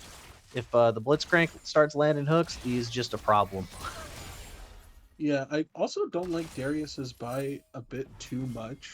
I really think he can go with the Heartbound Axe instead, for just the fact that he can easily catch up to the Ornn and really force him into a bad spot. I think Phage Control Ward doesn't really do a lot because Ornn is weak sighting and does know he's weak sighting and doesn't really need the jungle attention, so the Control Ward is just 75 gold for free. Yeah, at that point you're looking at like getting a deep ward, maybe like looking for an invade on red side clear. And that's about all you're gonna do with the red ward at that point. But full hemorrhage stacks coming down, gonna land another Q. Oh Goes for the flash, my. actually goes for the Noxian guillotine and finishes the kill. Darius just laying the smackdown. That's looking like 1,000 gold lead already for the Shadow Cows, and this is more of what they were trying to aim for at game 1. And Ornn just walks back into the Darius at full bleach stacks. Maokai able to hold the wave for him mid. But what was Ornn thinking? Another mistake again. This game, you cannot make those types of mistakes as well. This is really bad for the Ornn because it already puts them all in such a bad spot. It's just damaging to this game. Yeah, that's absolutely correct. It's just like you were saying, if they can get ahead and get a significant presence in the game before 10 minutes, Shadow Cow's looking pretty good, and that's exactly what's going on. Maokai hasn't even had to get that involved quite yet. Like, yeah, Janna's kind of dying. Like, this bot lane could be a problem if it's not kept under control. Zeri does have potential to pop off here. But again, like, you've got Twisted Advance into follow-up from Darius. Like, going for, like, Twisted Advance into Hemorrhage or Apprehend is pretty much just, like, a guaranteed kill if they can get it to work. So we'll see what happens here as the Twisted Advance comes in and... Yeah. Oh, nice flash. But he's still dead. Unfortunately, ooh, nice flash ignite. Fizz might go down here. Fizz barely gonna survive that. That was a well-played attempt at the Spiraling Despair to return the kill. And honestly, that's I haven't seen too much of Hwei personally. Obviously, he's played a ton in Pro Play right now, but I'm trying to get caught up on all that. But Spiraling Despair did not feel like it did that much damage when he first came out. It seems like it does a lot of damage now. Unfortunately, the game is kind of not going their way like it did in game 1 for Bloom, but their mid game was a lot better. But the carries actually have the kills this time instead of a Shen, so it's a lot easier for them to kind of push this advantage forward. Let's crank Bullhook. Guys, I just saw a Blitzcrank window, a Blitzcrank hook go outside my window. That's crazy. He clicked on a champion portrait somewhere else on the map, I swear. But Blitz still going to be able to walk up. He has the ability at this point to kind of just, like, abuse this positioning. I love this, like, placement that Cloudberry just keeps putting the lane in. It definitely applies a ton of pressure, but take a look at what's going on around the rest of the map for Cloudberry. Oh, good night play. He shielded the wrong place, but he does get the fear off in the queue. Ooh, he does survive. Does show up, but he can't. He has to back. Yeah, Darius actually starting off the hemorrhage stacks on the top side. Loveless actually not taking too much damage quite yet. There it goes. There's the crippling strike. He's coming down. He's just going to accept his fate. Down he goes. There's the BM. DJ Zeller just popping the hell off. Getting that 10 CS lead. 3-0 and 1. Over 10 CS. It's gonna be another. It's gonna be another 1 or 2 waves. Getting the grubs, getting 2 plates. This is just a really bad situation to be in. As we get the signature coming down, gonna get a little bit of damage here with the Cyclone. It's gonna finish it off. Wukong getting the shutdown onto the Fizz. A little bit of gold back into their pockets, but we've got some work to do if we are Bloom Gaming. Hwei needed that shutdown in order to get his Seraphs completed, but Wukong takes it from him, steals it from him. He has to pay the tax. Doesn't even use his second cyclone for that fight as well. See, now he just starts brawling the Maokai, who is fighting a Wukong early game. Yeah, Not exactly the best idea. yeah, the Warrior Trickster coming down, able to get a ton of damage onto Bustin, and honestly, Bustin just not able to really deal with that kind of early game advance into his jungle. Good that he managed to still get over to his Krugs. He's able to continue his clear, but well played from Unleashed, getting into the enemy jungle and applying some pressure despite having a really weak top side right now. Yeah, so the problem with this right now is that your bot lane is getting manhandled, right? They're like backing constantly at 100, 200 HP. Sherry already has the Shiv. Darius has to come down for this fight in order for them to really secure this dragon. Otherwise, I do think Bloom would have had a good chance of just contesting them on it. Oh, and for a second, I was gonna be like, "Wow, the Ornn took ignite." I just realized he's spellbook. Uh, but yeah, Darius going for combat summoners here. I'm interested to see if DJ Zeller can make good roams this game because I'm gonna wait for a second as this fight comes down. Crush Card gonna get hooked, gonna get locked down, and Cloudberry gonna secure another kill as the Twisted Advance comes in into the mid lane. Jacob gonna get completely deleted from the game and Unleashed, forced to walk away and watch his team just die. And I'm gonna go ahead and not say that point. Go ahead. Unfortunate. Quay is dead again. Like I said, it really feels like Bloom didn't take advantage of any of the counter picks because both of their supposed both of their laners are just in really horrible matchups, and the Ornn has Unending Despair, first item, which No. can heal him a bit, but in reality, I don't think it changes much in the grand scheme of things as well. I Yeah, and also that don't think you need to go Triforce this early on the Darius. I think the Sundered Sky would just help you a lot more in this situation. when would you say Sundered Sky is like the good go-to? When do you like to build that item? Always against the tank's first item because it just heals you for a crazy amount.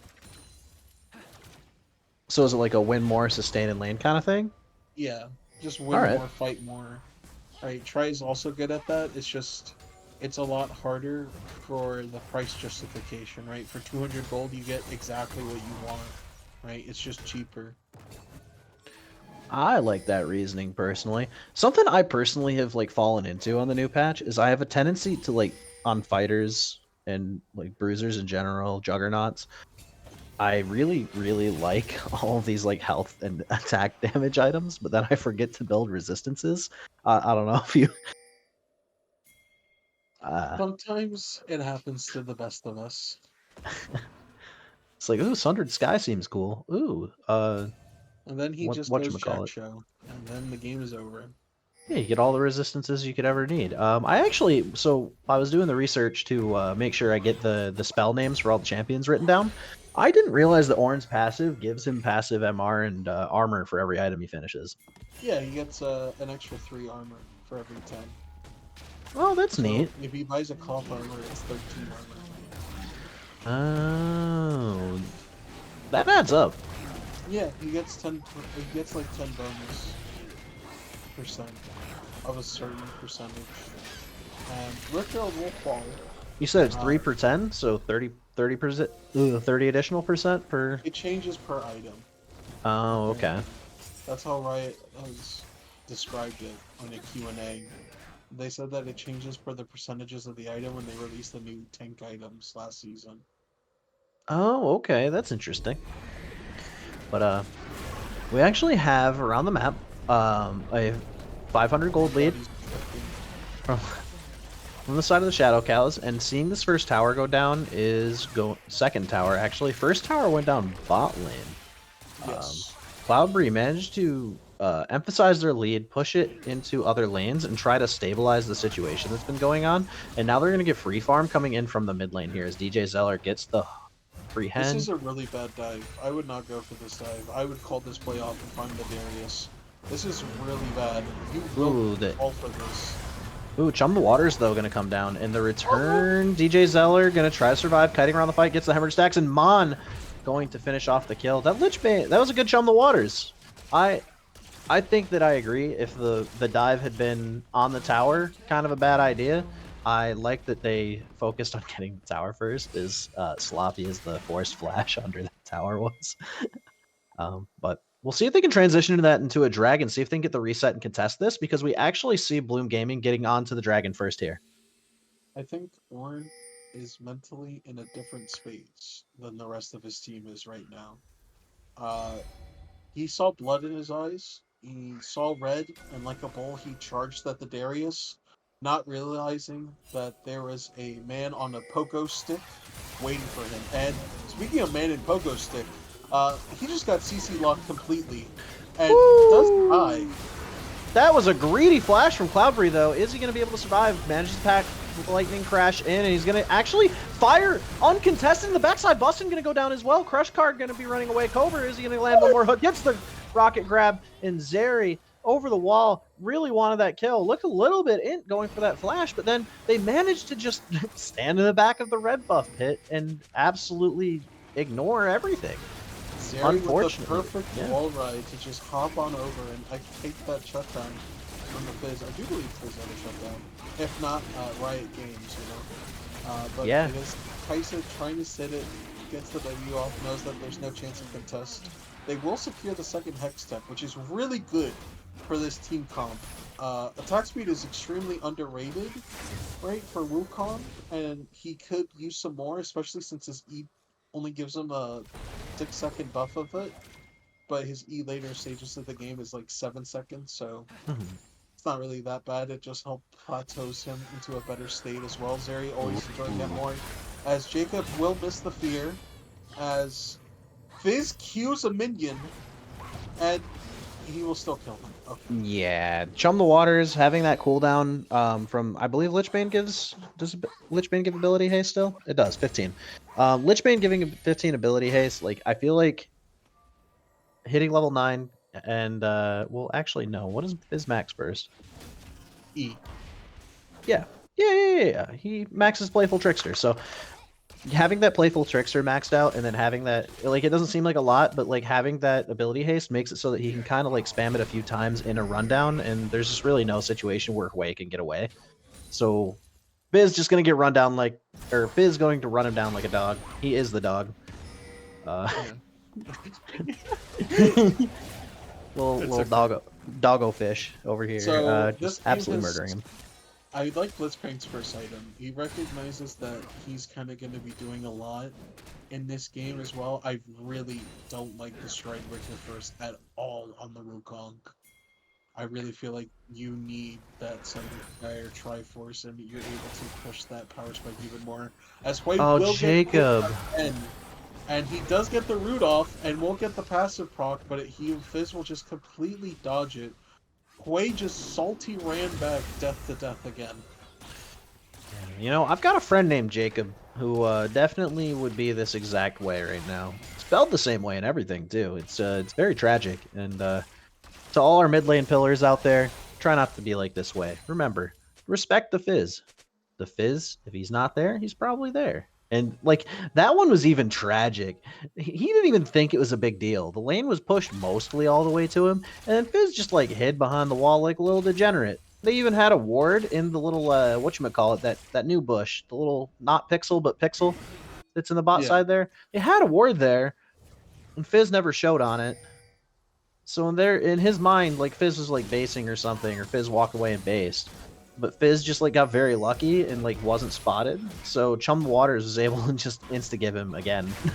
Alright, I do like the Sterix second from Darius. I think Sterix is a better item second as well. I just wish he had the Sunny Sky healing as the Baron Nashor arrives, demanding his blood sacrifice. Yes, Cloudberry actually gets shut down. The Cyclone well positioned here, but in response, the Shadow Cow is going to finish the kills, and Mon actually manages to survive. They're over here by the Baron. Are they going to be able to turn this into a Baron? Crush Card should be able to do it pretty quick with the Plasma stacks here.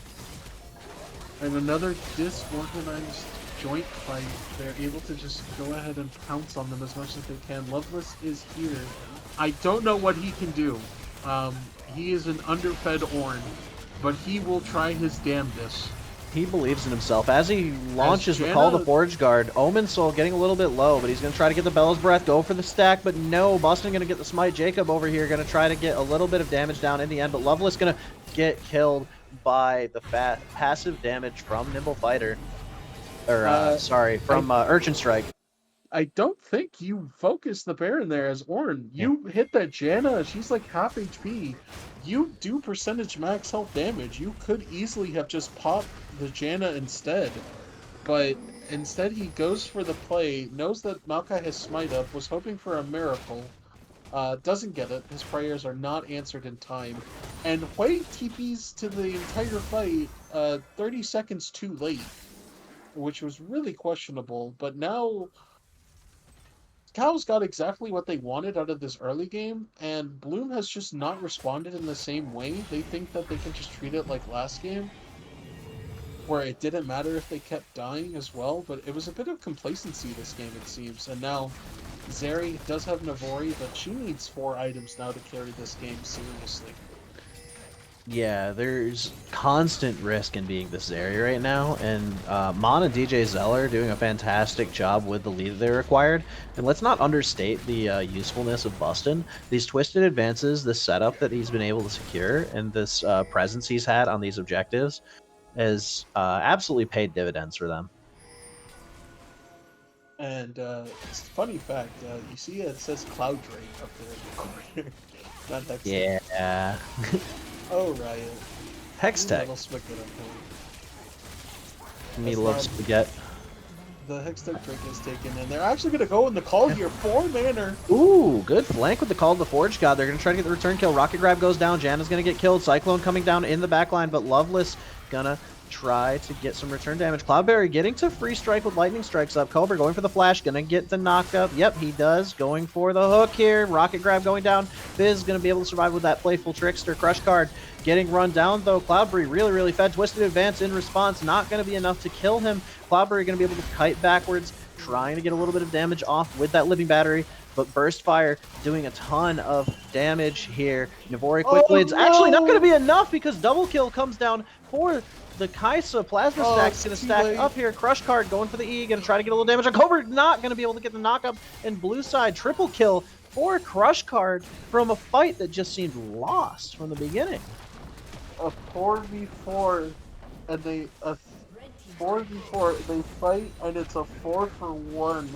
Blitzcrank hit every essential target, they just don't have any damage left. So Wukong building not really any real damage with it. His abilities just don't do that much yet without Triforce, Sheen active, or the Sundered Sky. Zeri doing everything in her power to try and carry that fight, but just not enough damage yet. Ornn only hit 1 target out of the 4 possible with the Call of the Forge God return. And Twisted Advance hit all 4 of them as well. Just a real difference in the teamfight macro for this game, from the first game to this game. The Cows have really stepped up how they play these fights, and it's playing dividends this game. Kaisa just left untouched and thought to be gone without 100 HP. Zeri just permanently focused on the targets in front of her, but it was just too much, too little, too late. I wholeheartedly agree, and honestly, it puts Crush Card in a position where such a rough early game is just not really going to matter quite as much if he can continuously feed into these fights around the disruption being created by the Soul Laners. That was about the best fight that you're going to get, and DJ Zeller's just going to kill Jacob in response again. Gets the fear, but I don't know if it's going to matter. The flash coming down. Flash Noxie and Guillotine isn't actually going to have quite enough stacks to get the kill. And Mon over here actually taking the fist fight with Loveless. Loveless misses the Searing Charge here, but Call of the Forge God going to go down, trying to survive before the Fizz kills him, but I'm pretty sure, yeah, that's right. The Sea Stone Trident is definitely going to do that damage that kills him off. Wait, but why did Fizz zone yes? That finger. He was petrified of the goat flashing for him. The 06 Ornn tragedy. Some would say. Well, do you think they're leaning a little bit too hard on disrespecting these soul lane matchups here, thinking that they're going to be successful either way. I think this game is extremely hard when your solo laners are 1 in 12 combined. They're Yeah. 33% of they're 66% of the enemy team's kills, yet they're only an 18th percent of your team's kills. So it's a bit harder when you look at that and just try to justify its statistics. Darius did Bright Hullbreaker here. I'm not a huge fan of that, but I think it's okay as a third item. I don't think he's going to go Sundered Sky this game. It's already way too late in order for that to really happen. But Kaisa is online. It's not the Eclipse Kaisa with Nashers, like I thought it was, like the 2-item Spike Kaisa, which would be really strong. It's traditional Kaisa, right? Which is okay this game. It's still good. It does have the Maokai to really tank for it a lot here. Janna not really doing a lot this game, but fortunately she doesn't have to do a lot this game in order for her team to win these fights, as Baron will respond. And this is really just Bloom needing to make a desperate play here soon. They are already down 9.5k gold. They cannot give up this Baron.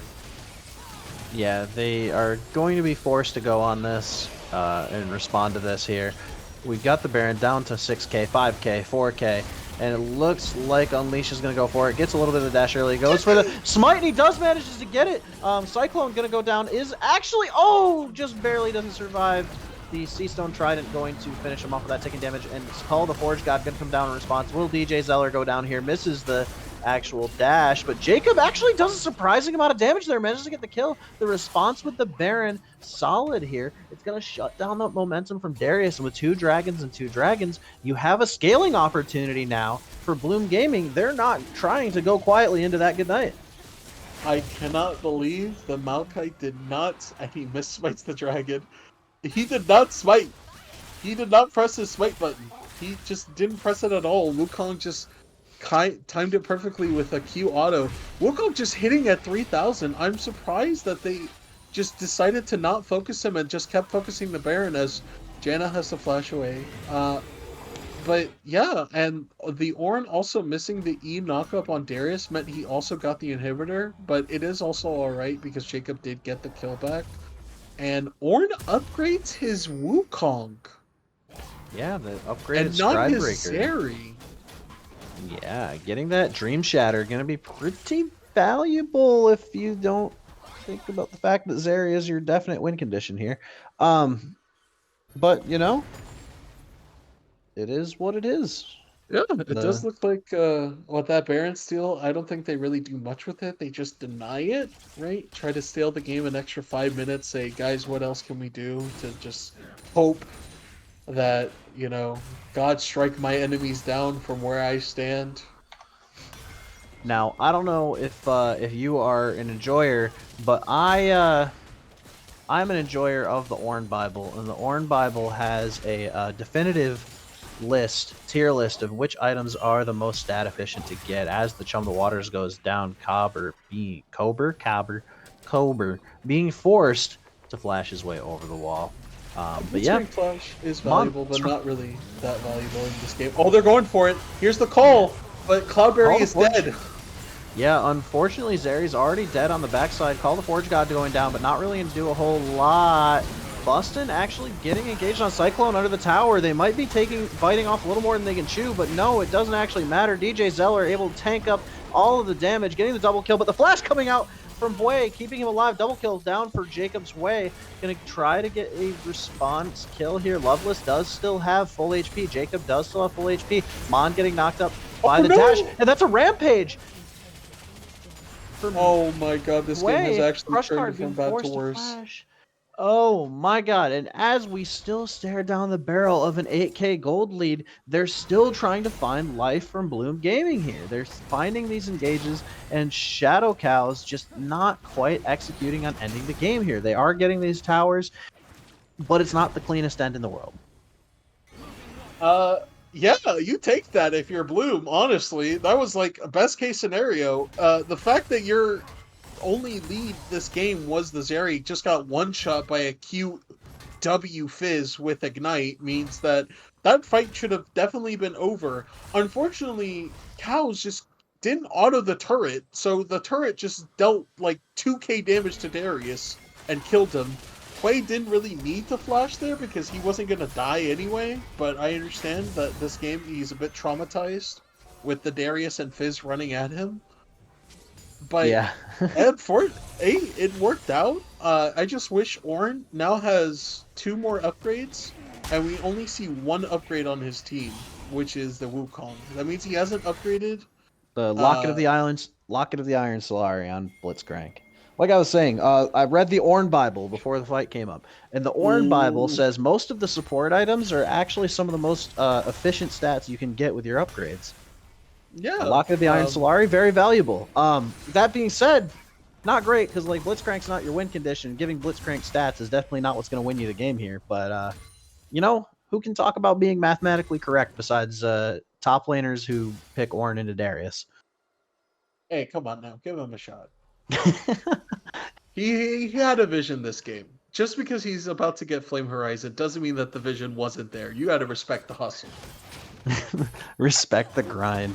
That team grind set. Mon gonna take the blue buff with Crush Card just sitting there, just like, is for me? No, you already have blue buff. We have 3 blue buffs, 4 blue buffs. We have 4 people with double buff. Yeah. After 20 minutes, the buffs are the buffs are shared across the board, right? Yeah. So Kaisa was like, "Can I take this? Can I take this? Can I take this?" And Viz is like, "Dude, what are you talking about?" Yeah, he's like, "I want the gold." What do you want the gold for? My bloodthirster, bro. No, I would rather finish whatever I'm turning this alternator into. Thank you very much. Janna is in an awkward spot. Just saw the Kaisa leave her there at that spot. This is Soul Point. We're coming up on in 10 seconds. Great flank from the Fizz here. Yeah, this is good setup, actually. We're about to see a huge potential final fight breakout, and Darius applying this kind of pressure to the other side of the map.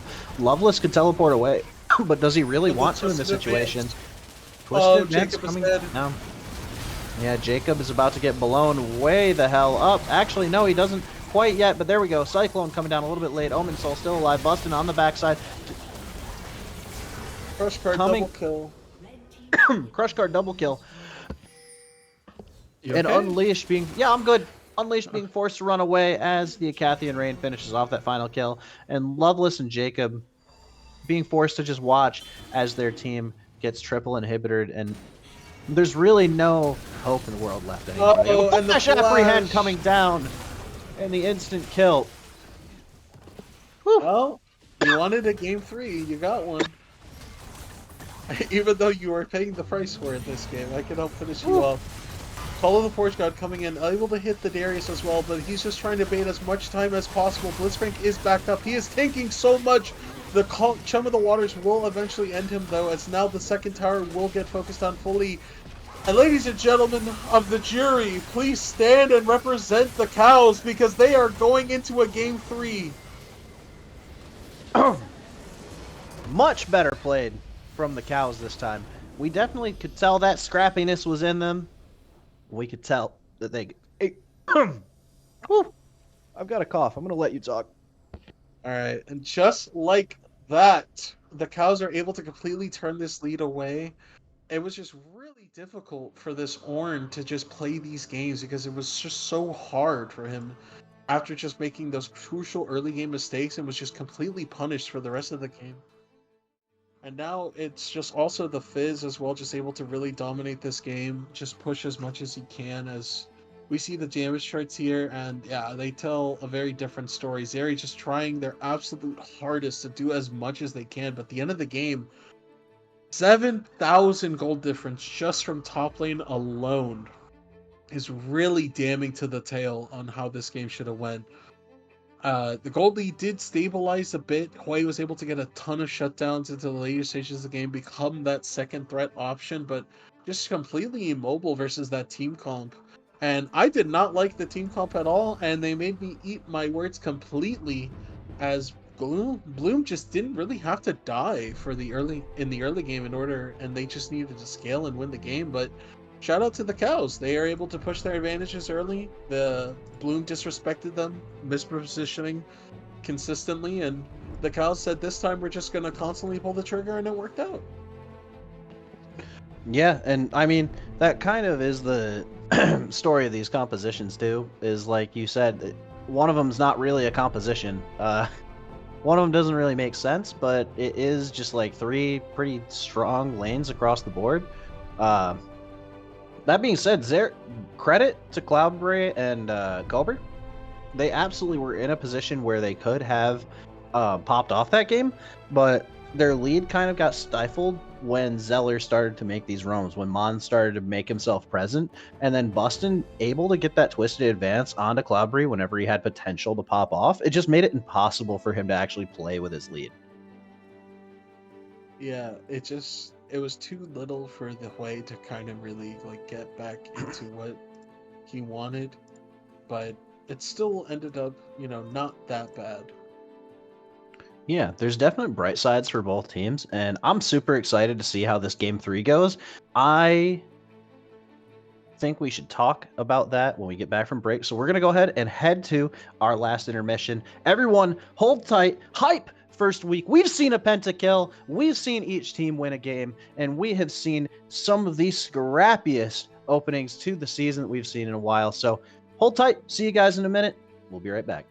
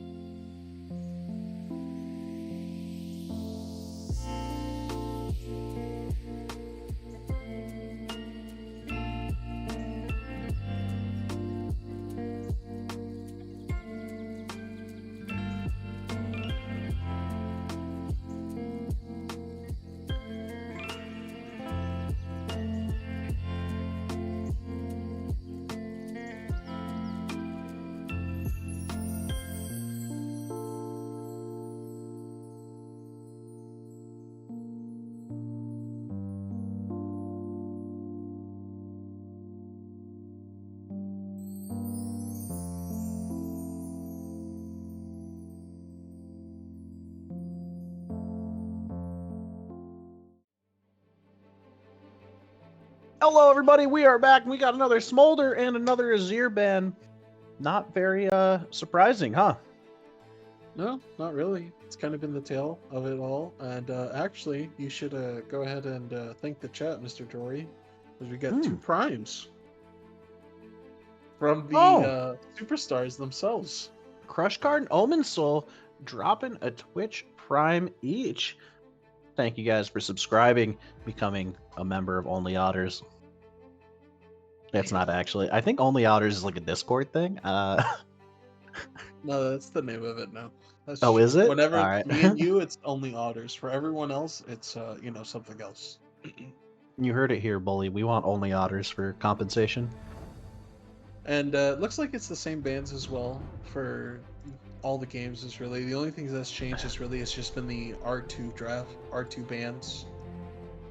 Just really not budging on either one of them. Could be a different band here for Bloom. No, they will go for the Misfortune again. No, they're going to try to opt into a different matchup. Yeah, seeing the Maokai ban not taking it first pick means they're going to not opt to give it up. Which means, what did they ban game 2 that was a change? They changed off of Maokai from Bloom Gaming Abyss, and they gave up Maokai first pick. But it ended up working out for... It ended up not working out. Maokai was insane.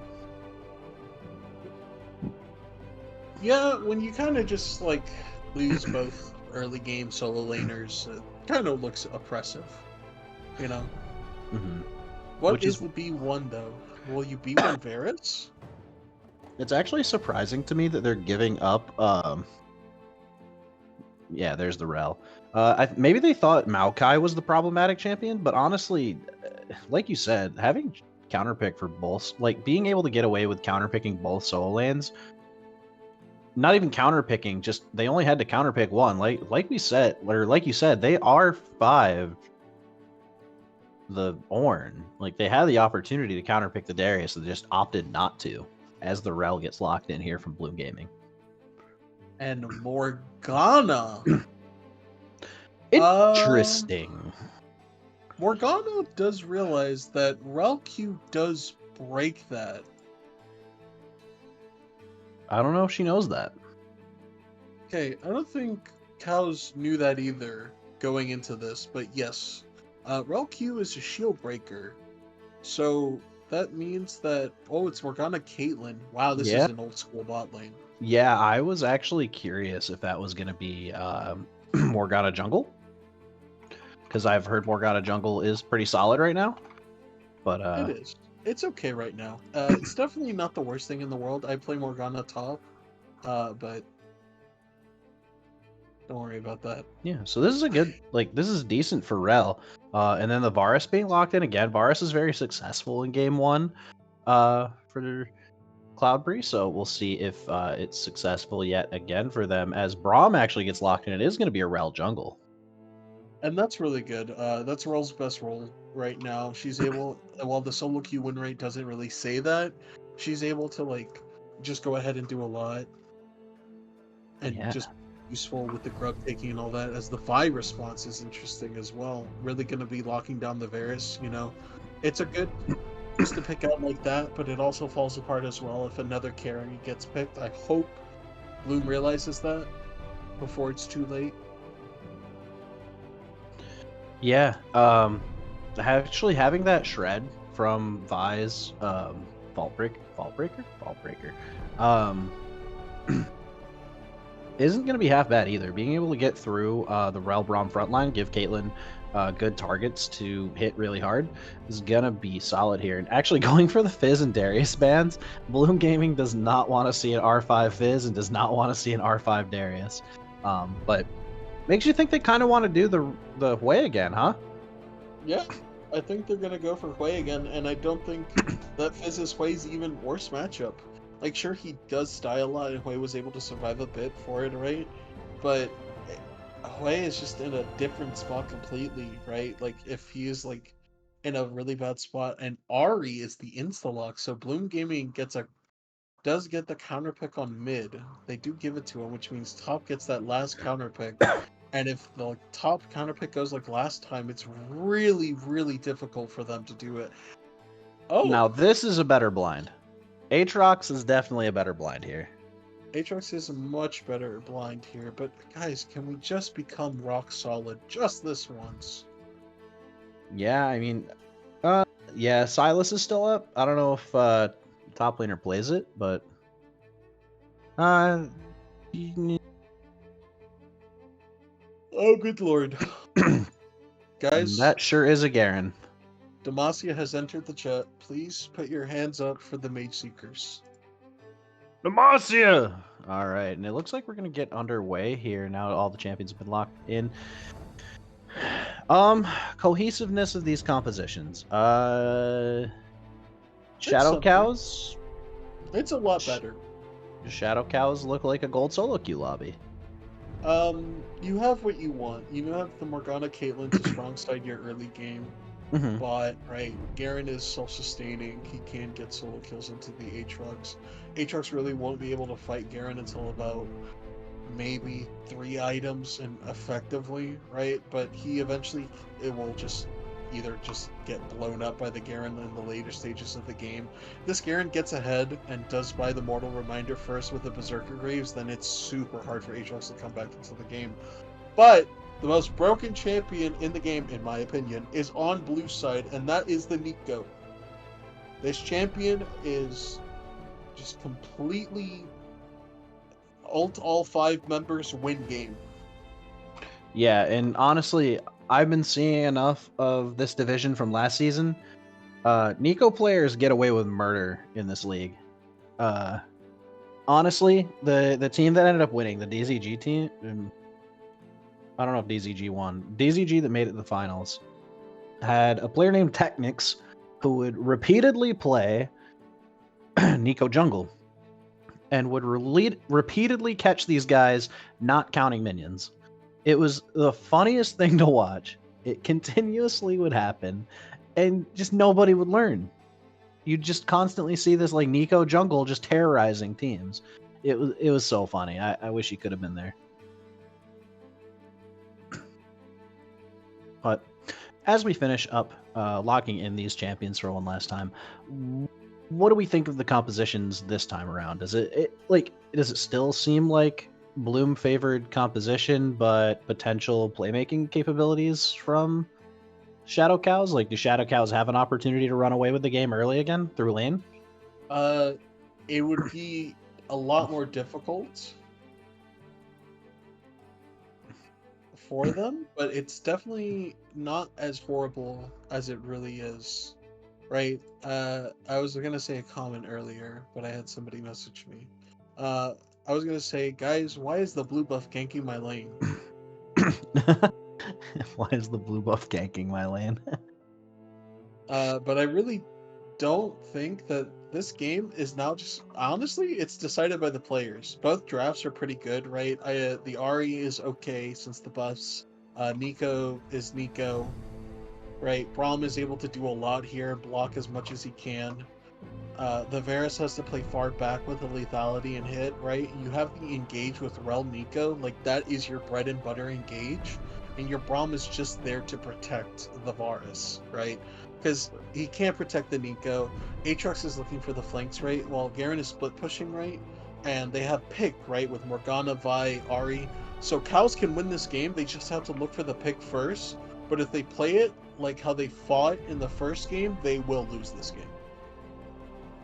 It depends on which cows we're getting. Are we getting game 1 cows or are we getting game 2 cows? You know?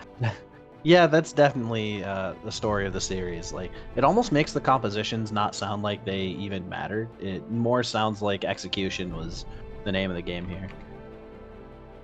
Do you see it being easier or harder to execute that from the side of the Shadow Cows this time around? I think when you draft a pick comp, you have to understand the limits of your comp a lot better than the other team does, because the other team is in a really tough spot a lot of the time. Hmm. Yeah, and I think we kind of talked about it in the first game too, calling it the onus of execution. And I think that's going to be a huge factor this game as well. Is just like we're constantly keeping our eyes on the Shadow Cows. Obviously, Twitch chat, you guys are keeping an eye on the Shadow Cows. We got a ton of cow fans here in the chat. So, with that being said, we're gonna go to one last intermission before we go into the final game of this series. Sit tight for just a little bit longer, friends. Laura, Snacks, and Dory, we'll be right back.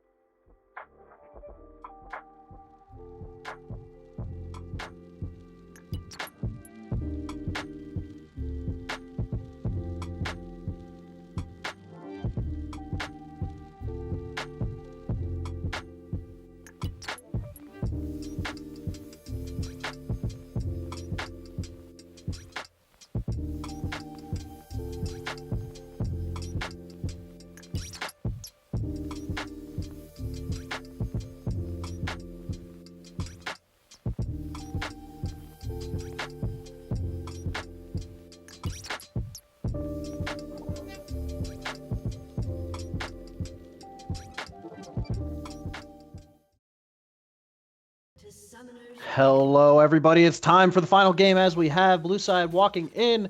Cobra playing that Braum, really great level 1, but the Ward going to be coming down to prevent the obvious invade. That Pixel Brush is a lot safer now that I think about it. I haven't seen this situation in a while, but it's really easy to just drop your ward there and back off now. It's a lot safer as an ADC to prevent invades. So you see the 5-point coming out from the Shadow Cow is going to show that respect and just say, you know what, we're just going to beat you in lane. We don't need to do anything cheesy. And honestly, preventing Cobra from doing what he's done 2 games in a row now at level 1 would be in Crush Card and Omen Soul's best interest. Yeah, I think as well, this game really depends on top laning in a way. Yeah, Sorry I about that. agree. I had to yawn. My bad. Oh, yeah, no worries. I do think that the laning this game would just be a lot dependent on.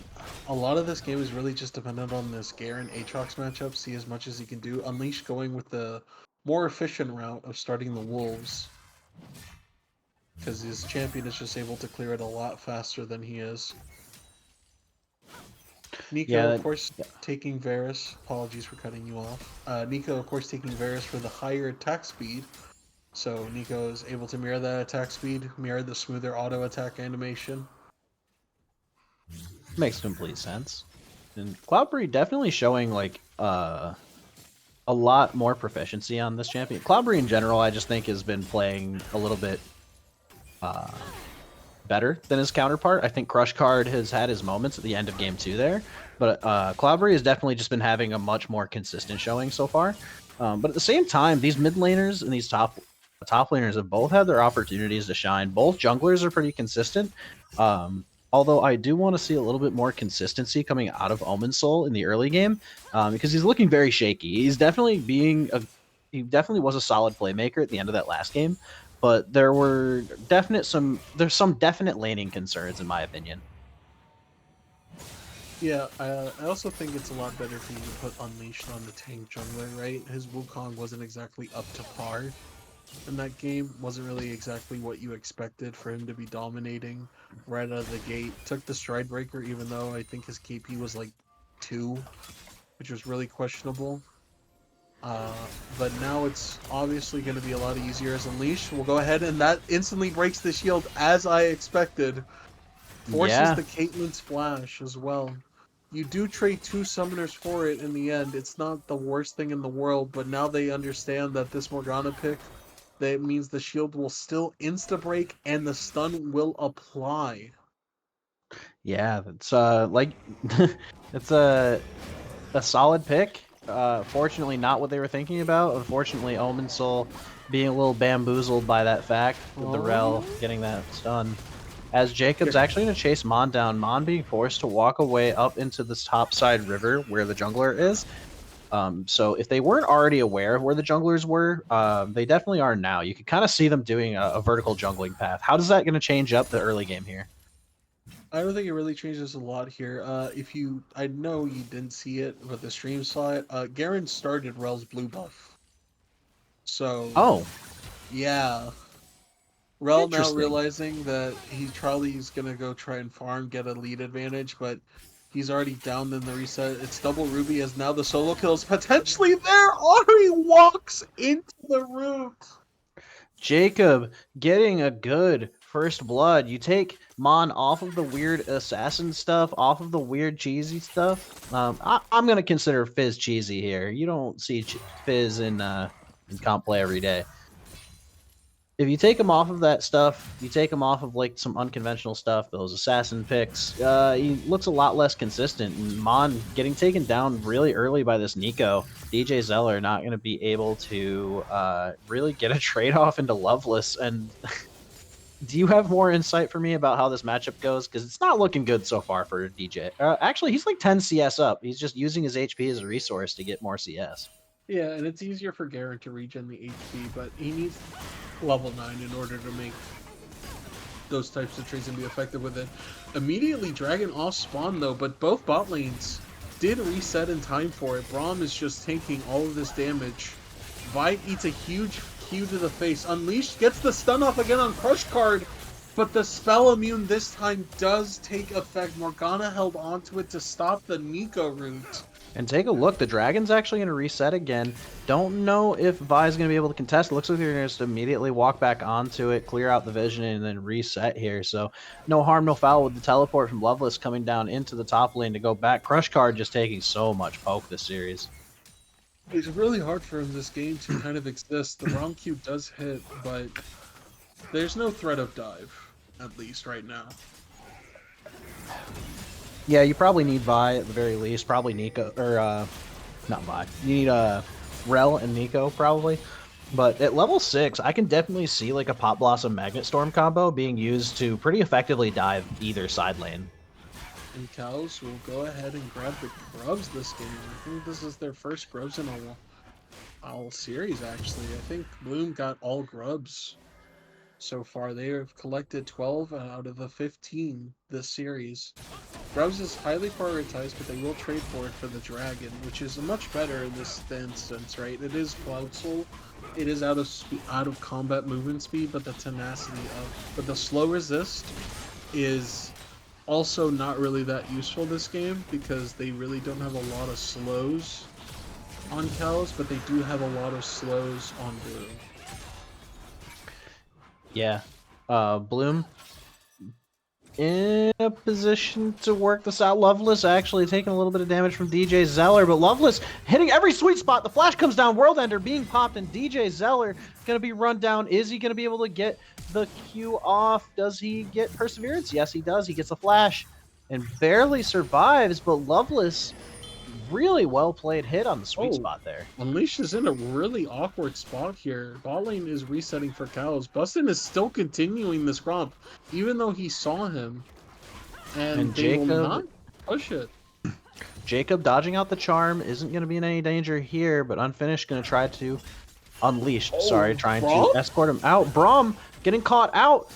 Vault Breaker going to come down. Barely misses, is forced to flash, but on the other side of the fight, top lane is going to go down at the same time in the middle of the river. Unleashed is going to be taken down by Mon, and that's going to be 2 kills across the board for the Shadow Cows. 300 gold lead and Aatrox died. This is horrible for that lane. He just got that super high advantage, just decides, yeah, I can fight him again no matter what. Doesn't have the AD steroid from the ultimate to help give him enough damage yet. And now that he's fallen, and with just the ultimate used, it doesn't look like Ignite was popped. That's really bad for the Aatrox lane.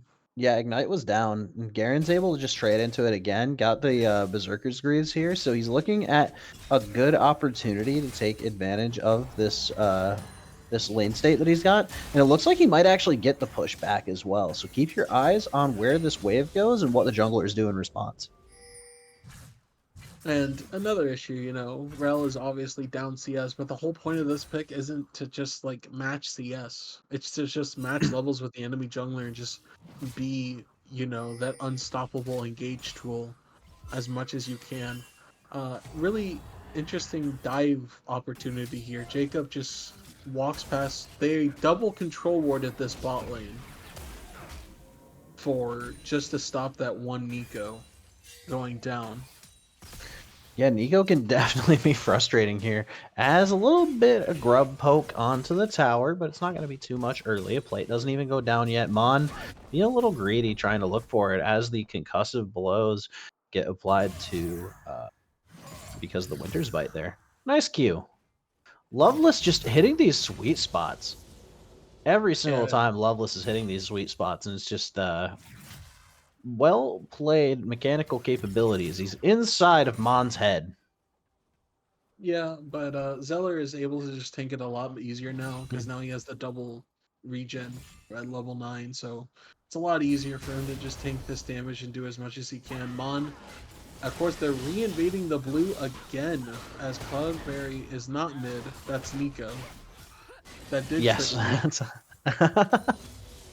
and yeah, getting these blue invades, these guys definitely took a look at Season 2 and Season 3 TSM, just like a second blue respawn timer, just get on that blue no matter what. This is the third one, actually.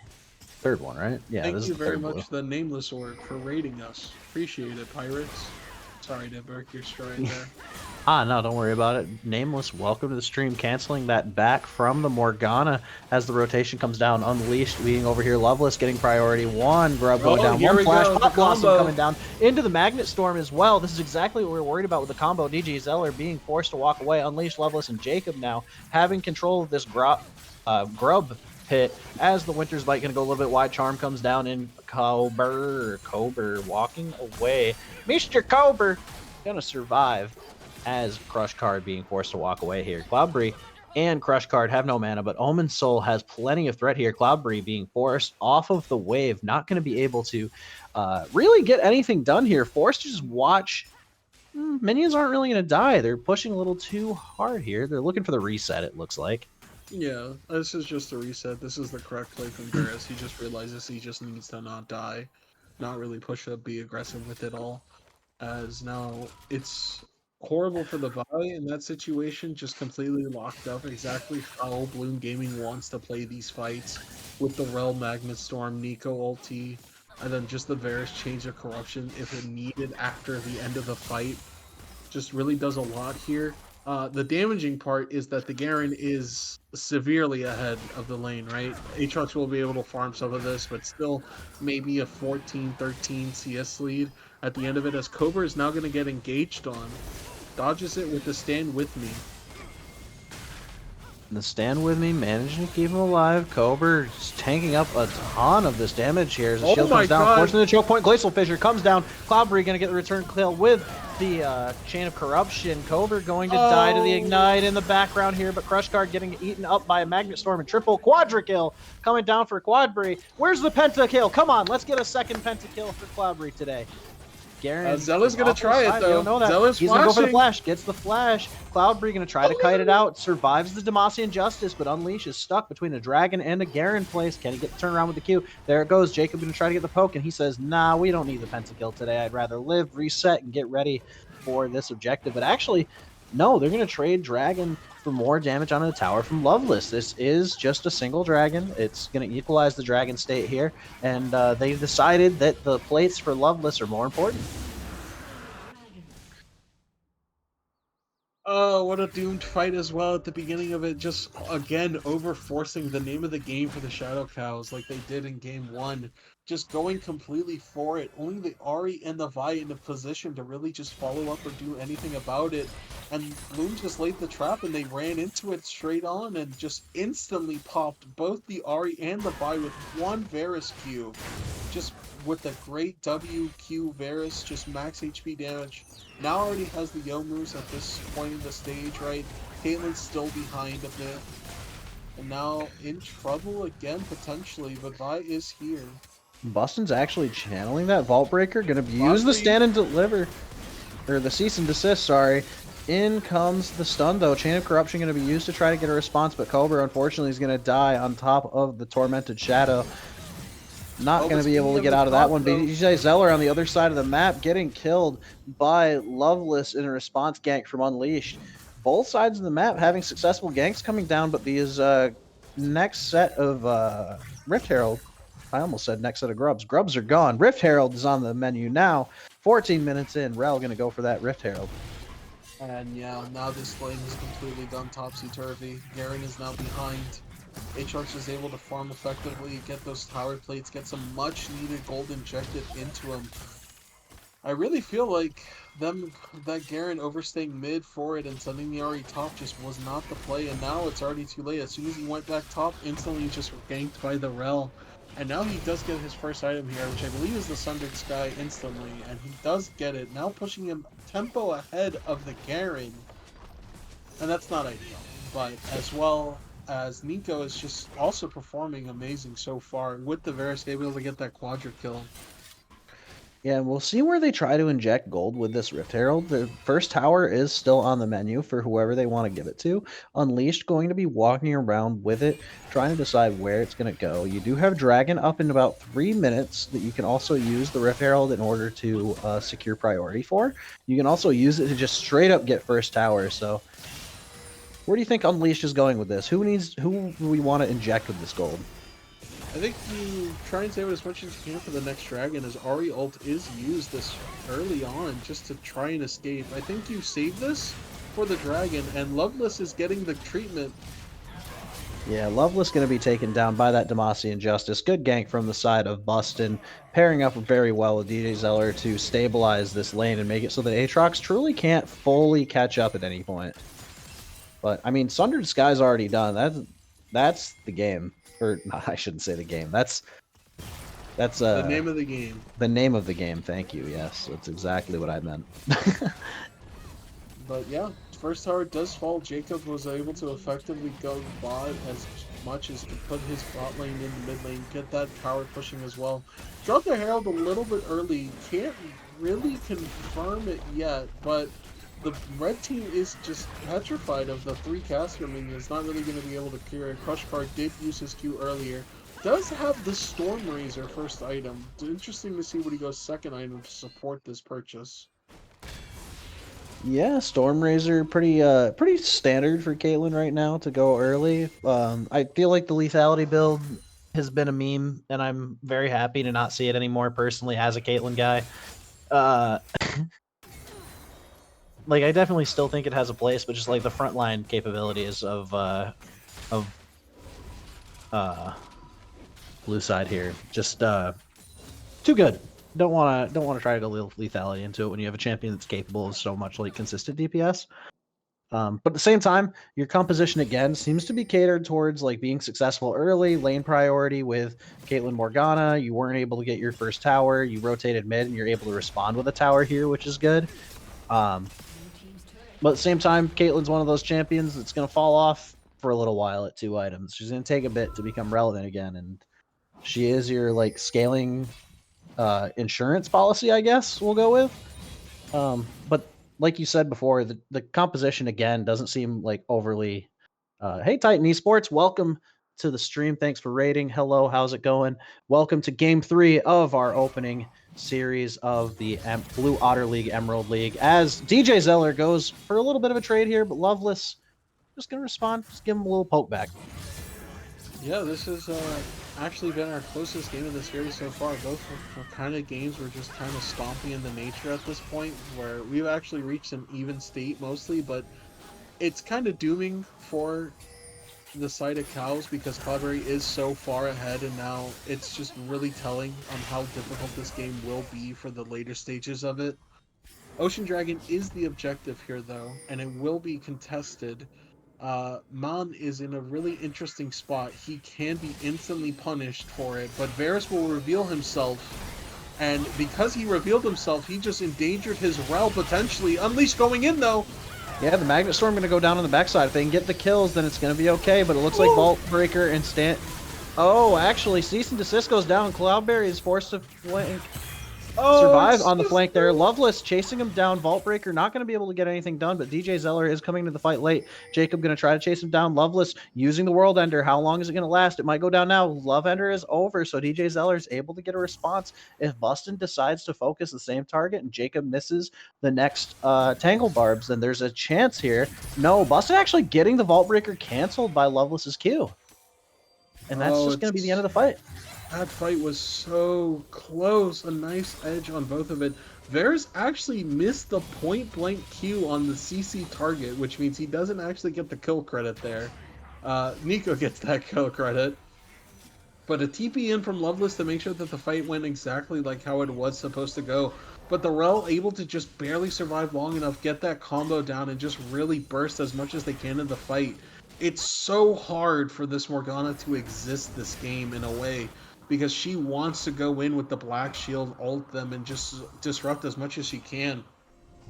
But the problem is it will cost her life, as now Unleashed is in another troublesome spot again, but this time able to get out.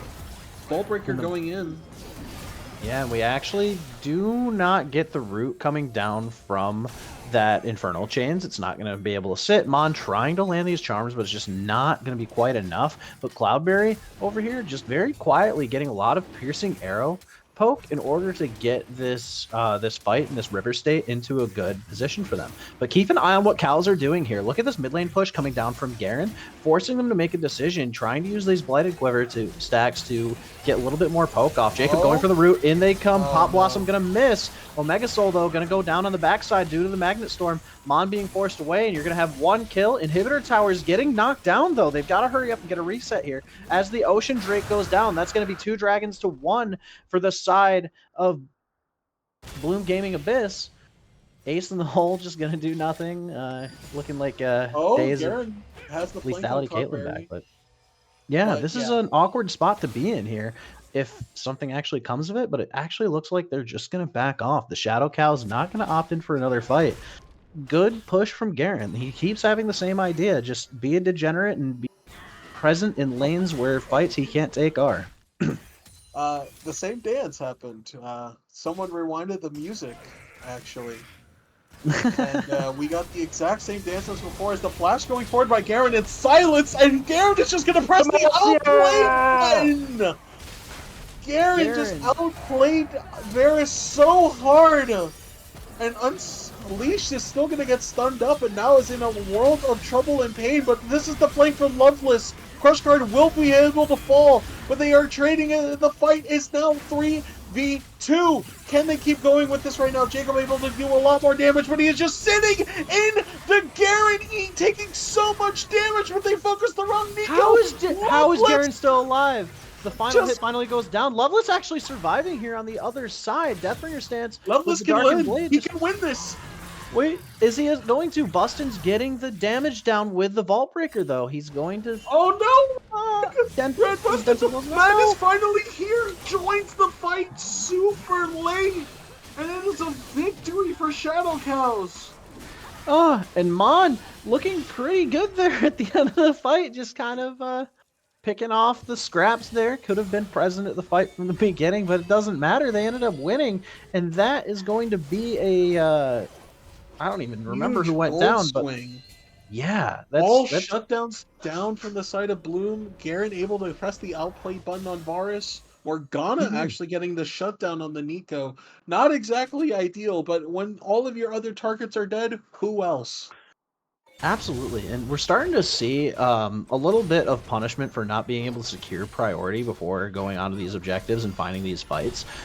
Because Caitlyn Crushcard not really getting these Yordle snap traps put into position early enough, and Cloudberry being able to free fire in the back of these fights for so long, but then fights are lasting so long that Garen and Vi just aren't dying. They're getting these dives onto Cloudberry. That shutdown was absolutely massive, and he just, I don't know. Adam fans rejoice. Can we get Nothing some really moves much in from the that. chat, please, for the Cows going ahead and just climbing back into this game right now? It is still awkward for Caitlyn because she is still very behind, but that is a super late tier start for the Varus. At 22 minutes, he started buying it. Already stacked Yeah. at 100, but it's still super, super detrimental to his build at this point. Yeah, at this point you're looking at some sunk costs, aren't you? Ron will hit the charm onto the Nico. Chunks him for half of his HP.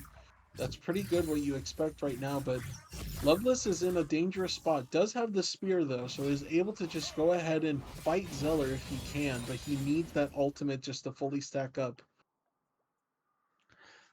As Loveless takes a moment appreciating the beauty of Summoner's Rift. Yeah. Loveless just chilling. He's having himself a good time. Gonna go ahead and hit the minions. We're kind of in a dulled game state, aren't we? We're looking at the next Drake up in a minute, trying to see if these teams can position these waves to actually do something with it. But I mean, at what point does the focus start to be on Baron versus one of these dragons in the immediate moment? Now, really, the next setup is going to be that 40 seconds for that Ocean Dragon. Blue is already getting as much vision as they can, trying to deny what they can as well. Control wards in the pockets of the Nico and the Realm. And now Baron is just start up. That's the call instantly. They have no vision of this top side. They have no idea what's going on. Cows just say, fuck it, rush it. Yeah, very well played from these guys to recognize on the cow side that there Jacob's is here, vision though. denial. Jacob getting... Actually, the charm goes down onto... No, the real one. The charm did go Unleash. down to the real Can one. he do Unleash it? trying to go Can he in. steal? Gets the Yes, Magnet Storm and the steal. Unleash two Baron steals this series so far. Oh and no, and Roman Solus is dead as well. This is a horrible fight for the Shadow Cows. They will lose another. They lost the Baron to a Rel. Guys, they have Rel. Just CC lock the Rel before she could steal it. Rel does the most monster damage in the game. And this is great timing for the... Oh, that's about... I don't know. But non-lethality, Caitlyn's going for dry... for dry ace in the holes. Anyways, Dragon coming down. Every time we talk about one of these teams getting back into position to be successful, we talk about how they kind of like throw that opportunity away. This fight came from a place of good intention from the side of the Shadow Cows, but again, just like losing these smites out to Unleashed has been absolutely dreadful. A game that was otherwise really clean game 2. Again, a smite getting taken away to slow the game state down, almost giving his team a breath of life. And now we're looking at a 500 gold lead, not very big lead at 26 minutes, but we're looking at Soul Point. We're looking at a lot of pressure being applied to the Shadow Cows, and any single mistake could potentially spell disaster. And it's also just really hard for you now to engage on this Varus with the Edge of Night complete. That means Vi ulti is now useless against him. So now you got to get a flank in with the Garen to just do as much as he can. Does have the 3 items completed though. Only has the Executioner stalling. Decided not to finish that Mortal Reminder yet, which I think is a bit of a mistake, going how hard this game is going to be going on. And now with the Baroned up minions, Bloom is just seeing what they can do here. Cobber is going to get caught out. There's the flash for Cloudberry! The flash cease and desist going down. Cloudberry actually going to thread the ace in the hole through, but Cloudberry is going to get the kite off. Is going to start with the Magnet Storm. Oh no! It's over! That huge Varus execute damage just completely stun-locked my co-caster, but the flash, look at the Pop Blossom in the background. Yeah, absolutely. I was completely stun-locked. Bustin over here, gonna get a little bit of Vault Breaker on the backside to get out, gonna be able to avoid, but Cloudberry channeling the Ghost here is gonna run him down. Bustin not gonna survive that. The Cobra actually gonna steal the kill, but Loveless staying alive. Mon on the top side, going for the Orb of Deception to try to clear this wave, get a little bit of that healing, and again, that's a 2-for-1 for the side of Bloom Gaming Abyss.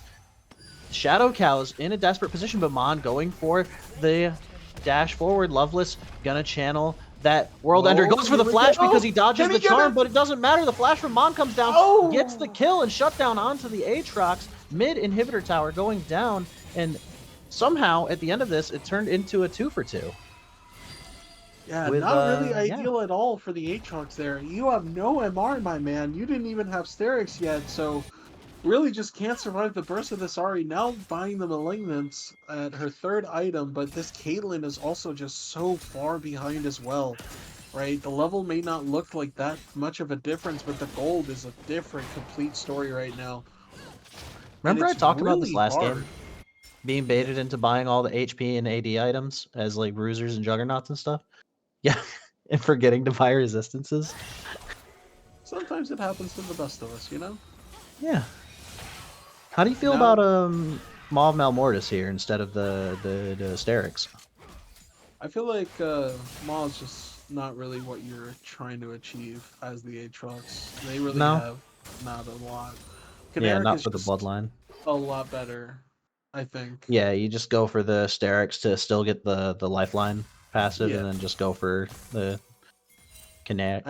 Really, this game is in the hands of Zeller, really. It really is up to him on how he's able to kind of transition this.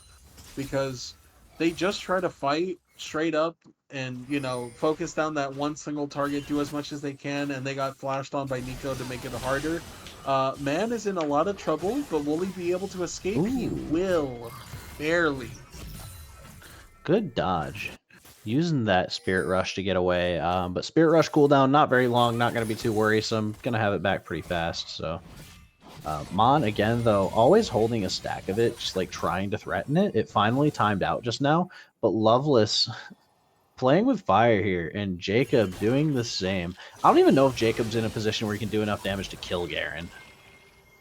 This is really not what you want for Loveless, and now the Vi is here. He's able to get the cease and desist, and Vi will just go ahead and focus him. Full Sterak shield popped completely. A 500 HP heal is not enough as Mon has ulti again. Ahri changes, by the way. I love Malignance.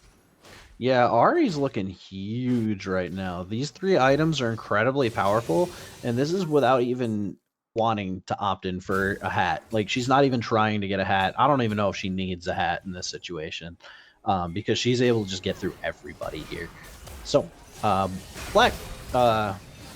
Dark Binding. I almost said Black Shield. Dark Binding lands. Not going to do a whole lot. Going to try to shield Cloudberry, keep him alive.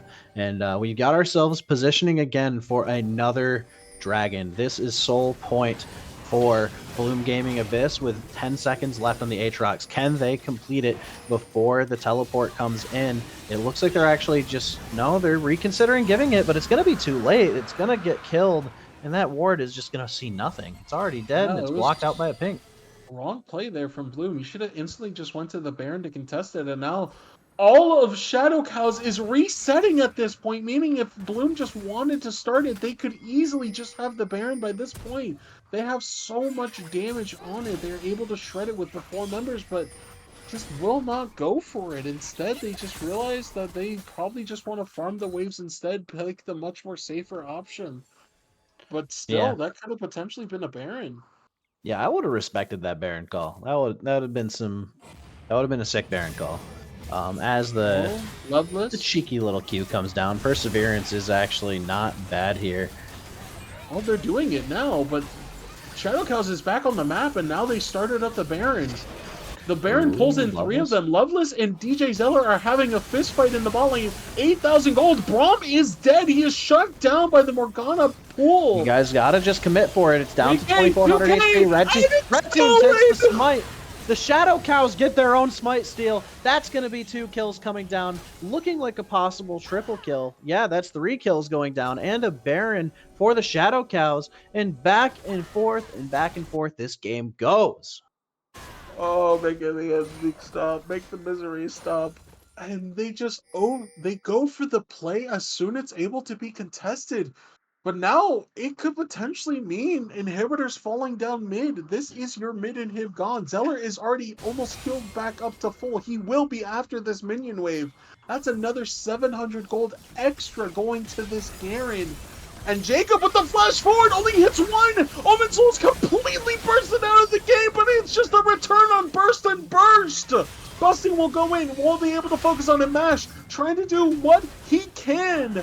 And Busted is able to somehow find the angle on Jacob. Jacob is able to live yet again. Busting just taking so much damage, but it's the Rel and Braum. They don't have any follow-up yet. Loveless is running, ulting, popping the World Ender. But here comes Zella, the flash forward from the Aatrox. Gonna land the Infernal Chains. Man, he can die.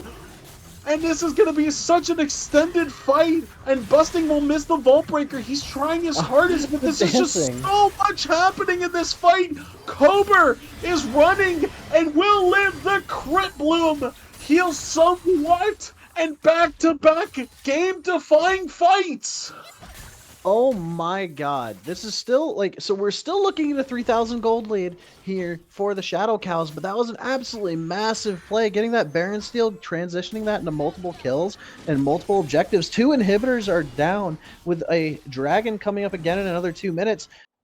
Ocean Dragon seems to be pretty big for these teams. Both of these teams love to just take extended, sustained team fights right now because the initial burst just isn't enough to kill off anybody unless Jacob finds a really good flank. Jacob's fed, Jacob wants to look for these flanks, has the Storm Surge, and can absolutely delete Caitlyn from the map.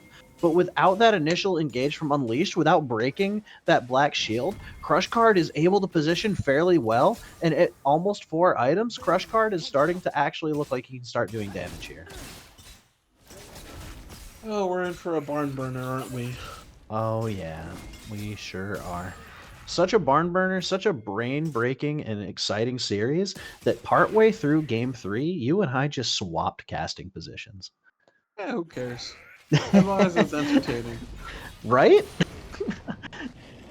And now the Eclipse is coming in from the Aatrox. Really interesting buy this late into the game. Don't think it changes really a lot in the game. A lot of the tower from the Eclipse is mostly that early game prowess, but all power to him, as now the Chempunk Chainsword is actually completed for the Garen. It's not Mortal Reminder, so the E-crits will not be coming in this game. Yeah. But he is full build already. He is still able to take that top tower. Nico has to respond. He will get another tower for his Trimes and just eats the root. He's going for the inhibitor. He'll get it. Nico doesn't have enough damage yet. Oh my god, the amount of damage to that inhib.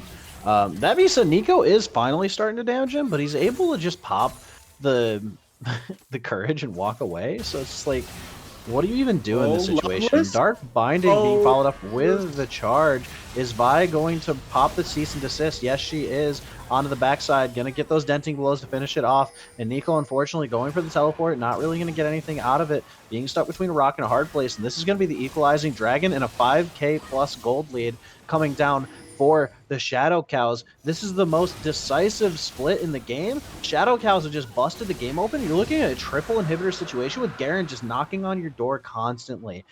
Adam fans, again, rejoice. Adam fans, stop ruining my solo queue, though. And the Moose supporters are running home to the town because this is exactly the type of position you want to be in when you're just having this insane amount of pressure put onto Bloom. They have to wait so long. It's so dangerous now for them to leave the base, potentially lose some life there. Now, if they see Garen, they have to send 2 to 3 people minimum to just try and stop them from what they were doing and hope the rest of the team just doesn't get engaged on. And we're looking at what should be a game-ending scenario. But the fact that my client hasn't beeped it, at me is concerning. So we're looking at equalizing drakes. They are equal. The next drake will be the last elemental drake. The soul will belong to one of these teams. And honestly, the Shadow Cows are looking to be in a position to do it. They're using the momentum and getting into this bush early. Gonna see if they can pop off a little bit of a cheesy play here. We'll see if them viewing Bustin's gonna make a difference, though. Unleashed Warlord up. They are playing the absolute patience game. Yeah, they have nothing better to do, honestly. They've got lane priority in all 3 lanes. They've got triple inhibitors. Looks like Garen is pushing this bot side, so we're going to see how they respond. It looks like inhibitor mid is going to come back up shortly, though, as the supers have stopped spawning. Yep, there it is. And the Baron's going to get started. But Garen is going to die for this. They have to get this play off. They have to kill the Garen to make it worth, and they won't. No, they don't. And the Baron's going to go down for free. Oh no. Okay. Well played, Shadow Cows. And honestly, right. this Garen now is the finally MVP. Scaled. Got the mirror mana. And honestly, between the Darius gameplay from game 1 and this Garen from game 2, DJ Zeller really showing everybody why Adam's a degenerate. What did Adam do to you, bro? He's just on the he just got benched for being toxic. Leave him be. There's a team called DZG, has a top laner named Canny who ruins my in-houses doing this shit. Oh, well. You hate him because you ain't him. That's all I gotta say. Once we have DZG on the cast or on the stream, everybody, get ready. I'm flaming Canny the entire cast. Anyways, man, he is Magnet Storm. The ultimate Magnet Storm. Nico Bomb goes a combo. Jacob was able to get 1 kill right now. Man, he can barely survive, and another will fall for the Garen. Loveless is trying so hard, gets the hit onto the Ahri. Loveless is still going forward, trying to do as much as he can. But another fight goes the way of Bloom, and that is the ace in the hole going through 8 different people. Get down, Mr. President. He will survive. And Cobra getting the shield up, Unleashed going for the dash to save it. Just says, no, Pharaohmancy Mount.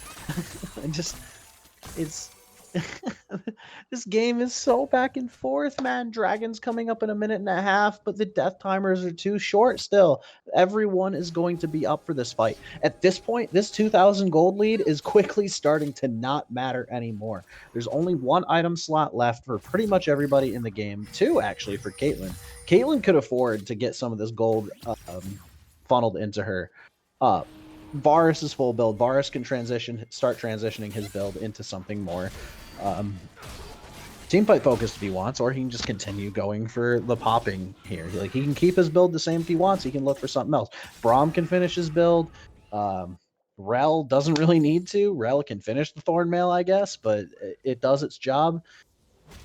And that's a redemption on Aatrox. That's a cool decision he's made. Yeah. You know? The healing and shield power, some would even say. Yeah. It counts for self-healing, right? The balance of power must be preserved. Now watch this side lane. Let's see how the Garen Aatrox interaction works at full build at this point with the builds that they've chosen. That being said, they found no, they paused. Why is there a pause? Why Oh. is there a pause? Looks like the mid DC'd. Looks like Mon DC'd. That's this is unlucky. This is very unlucky, especially given we'll see how long it takes for them to come back. We might have to Oh. What happened? Oh, he meant to he's flaming his friends. Um So Mon appears to be back, so he should be getting connected again soon. So let's quickly talk about how unfortunate those Yordle snap traps are. Do you see how Bloom Gaming Abyss managed to find their way into here? A bit unfortunate, some might even say. A bit unlucky. So Definitely not everyone the ace in the hole, some would even say. keep in mind this might be a pivotal point in the game. Everybody be patient. If the stream stops for any reason, do not worry. We'll get it stable, and Chippy will get it stable, so we're good to go. I might just have to cast off of Chippy's screen, so I'm going to prepare myself now for that if that's the case. Oh no, the screen is also locked for me as well. Play will resume in 0. Play is going to resume in 0, everybody. Don't worry, we'll get it. There Oh, it here we goes. go. Omen Soul actually misses it right there. There's a huge Manga Storm. Instant re-engage. Jacob is instantly going to poke down Busting, and he will fall, but it's going to be a trade in the end. Crush Card will be able to get the headshot damage on it, and it looks like the Elemental Soul belongs to Bloom. Now keep your eyes on the top side of the map, though. Garen is managing to get the tower here. Kober's going to go down. Mon Jacob, actually having to use the... Jacob took so much damage to that. He's dead! And Ari got the Ocean Soul. Garen now has access to an Ocean Soul, has control of this lane. More kills are going down, and Cloudberry is being forced to run away. Got the kills in the advantage of the Shadow Cows, and Garen gonna walk on over and just start taking another hit. Cloudberry, get all return kills! And DJ Zeller and Loveless are the only two left alive. You've just got DJ Zeller here getting another triple inhib situation going down. Mid lane is going to respawn here in a little bit. It's about halfway done. You're looking at a good amount done. Yeah, halfway done for mid. So mid's gonna be the next one, but right now Loveless has to solo deal with a triple inhib minion scenario, and DJ Zeller should be able to just start taking trades here.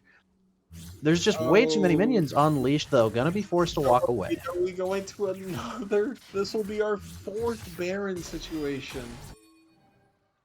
This game. Yeah, 4th Baron situation. It's already looking really bad. Both teams just constantly fighting at each other. One round they win, another round they just straight up stand there taking the punches. Just constant trading of, it seems it's just a liver shot after another liver shot. And I'm literally shaking my chair. I cannot believe how unbelievably close this game is right now. Honestly, this game could go either way. I genuinely have no clue who's going to win. We see a team that is triple inhib and a team that still has 2 inner turrets, and it's still just, you don't know.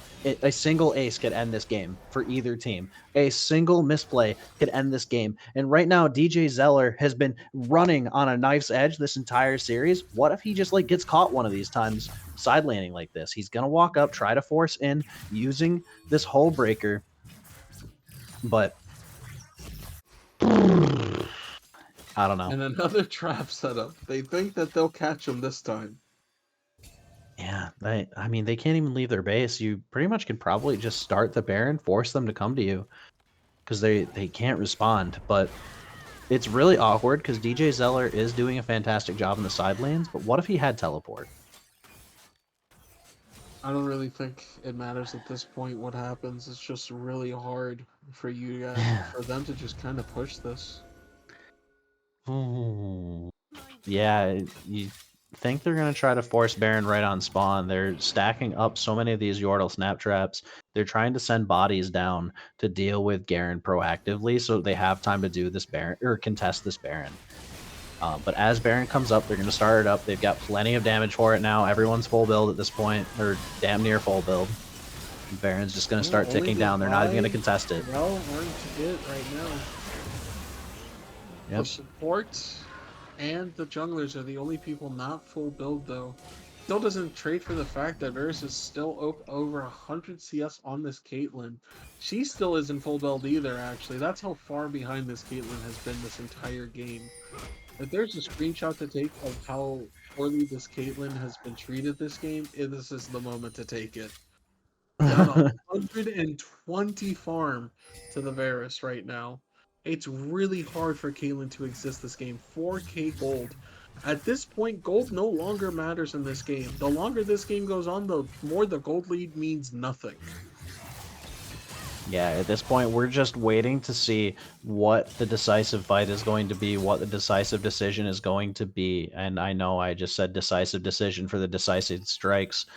Baron going to be escorted in. We've got the mid inhibitor going down. If they want to go for a fight here, this is probably going to have to be it because they're about to get escorted. Baron minions in 3 inhibs. Jacob has a flank angle, looking for something here, looking for this Pop Blossom. Keep it on. Flash Magnet Storm coming out. Pop Blossom comes in. The return kill going to go down. Mon immediately goes down, but Jacob getting killed on the backside here.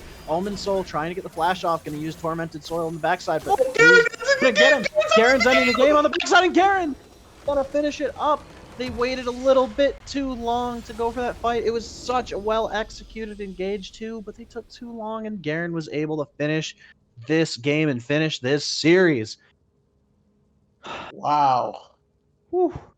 What an explosive ending to the game there. Garen just full on flashing past them all, saying, I'm going to end this game myself if I have to. Space Cows were just in such a weird, awkward spot. This game was just constant back and forth throws. And they just come out on top at the very end of it because of Garen Hullbreaker. Yeah, just the way that they utilize their composition. We've been worried about how the Shadow Cows were going to utilize their composition all series.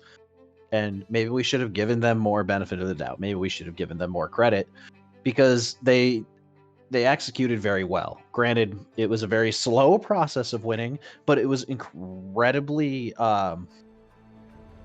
impressive. It was so difficult to deal with Garen, and he wasn't even the most damage, even close to the most damage in the game. He just constantly was applying pressure to lanes, was constantly being a nuisance, and was just not dying when he was doing I think that. Garen himself had about 30,000 damage to objectives that game by himself. Yeah.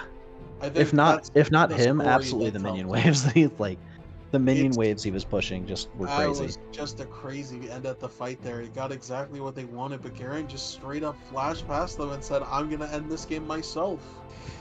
Loveless was already too far away to hit any sweet spots on him. It just failed at the very end of the game. We saw everything this series. Game 1 was a complete stomp, right? Send the cows running home, sending them straight to the slaughterhouse. But game 2, immediately the reverse, right? Bloom just disrespecting Shadow Cows and their awkward comp and just constantly taking poor judgment, poor fights. And then this game, both comps are pretty good, and it just straight up turns into a 40-minute banger. Yeah, we honestly, based on the game state, we're expecting that game to be over pretty quick. It was starting to look like a lot more of the same, and then it just wasn't. It ended up becoming so insanely back and forth. And honestly, if this is what we're looking forward to this season of BOL Emerald, I'm excited to be here for it. Yeah, this is going to be great. Absolutely. So yeah, everybody, if you want a taste of this for the entire season, make sure you at least follow Blue Otter League and the Blue Otter League second channel. Make sure you check out the Discord. Make sure you thank our wonderful producer, Chippy. Once again, thank you for filling in for us and constantly being here for us to make the stream look wonderful. And thank you for joining me. The official Shadow Cows types in the chat with eyes closed, by the way. I think we shouldn't look we should not look at the table where the scratch marks are led into it. But yeah, this has been Glore Snacks, guys. Say hello to Glore Snacks. Hello, new caster I'm one here. Of your new content writers for the season. You'll be you write content too? From me. Yeah. Awesome. And normally Normally, you guys have Sharpie. Do not miss him. Our boy's got COVID, but he's going to be back. I know some of you missed Sharpie from casting last season. Think he's going to do a great job. So, to everybody came out tonight, joined us. Thank you so much for your time, and have a fantastic evening. Good game, everyone.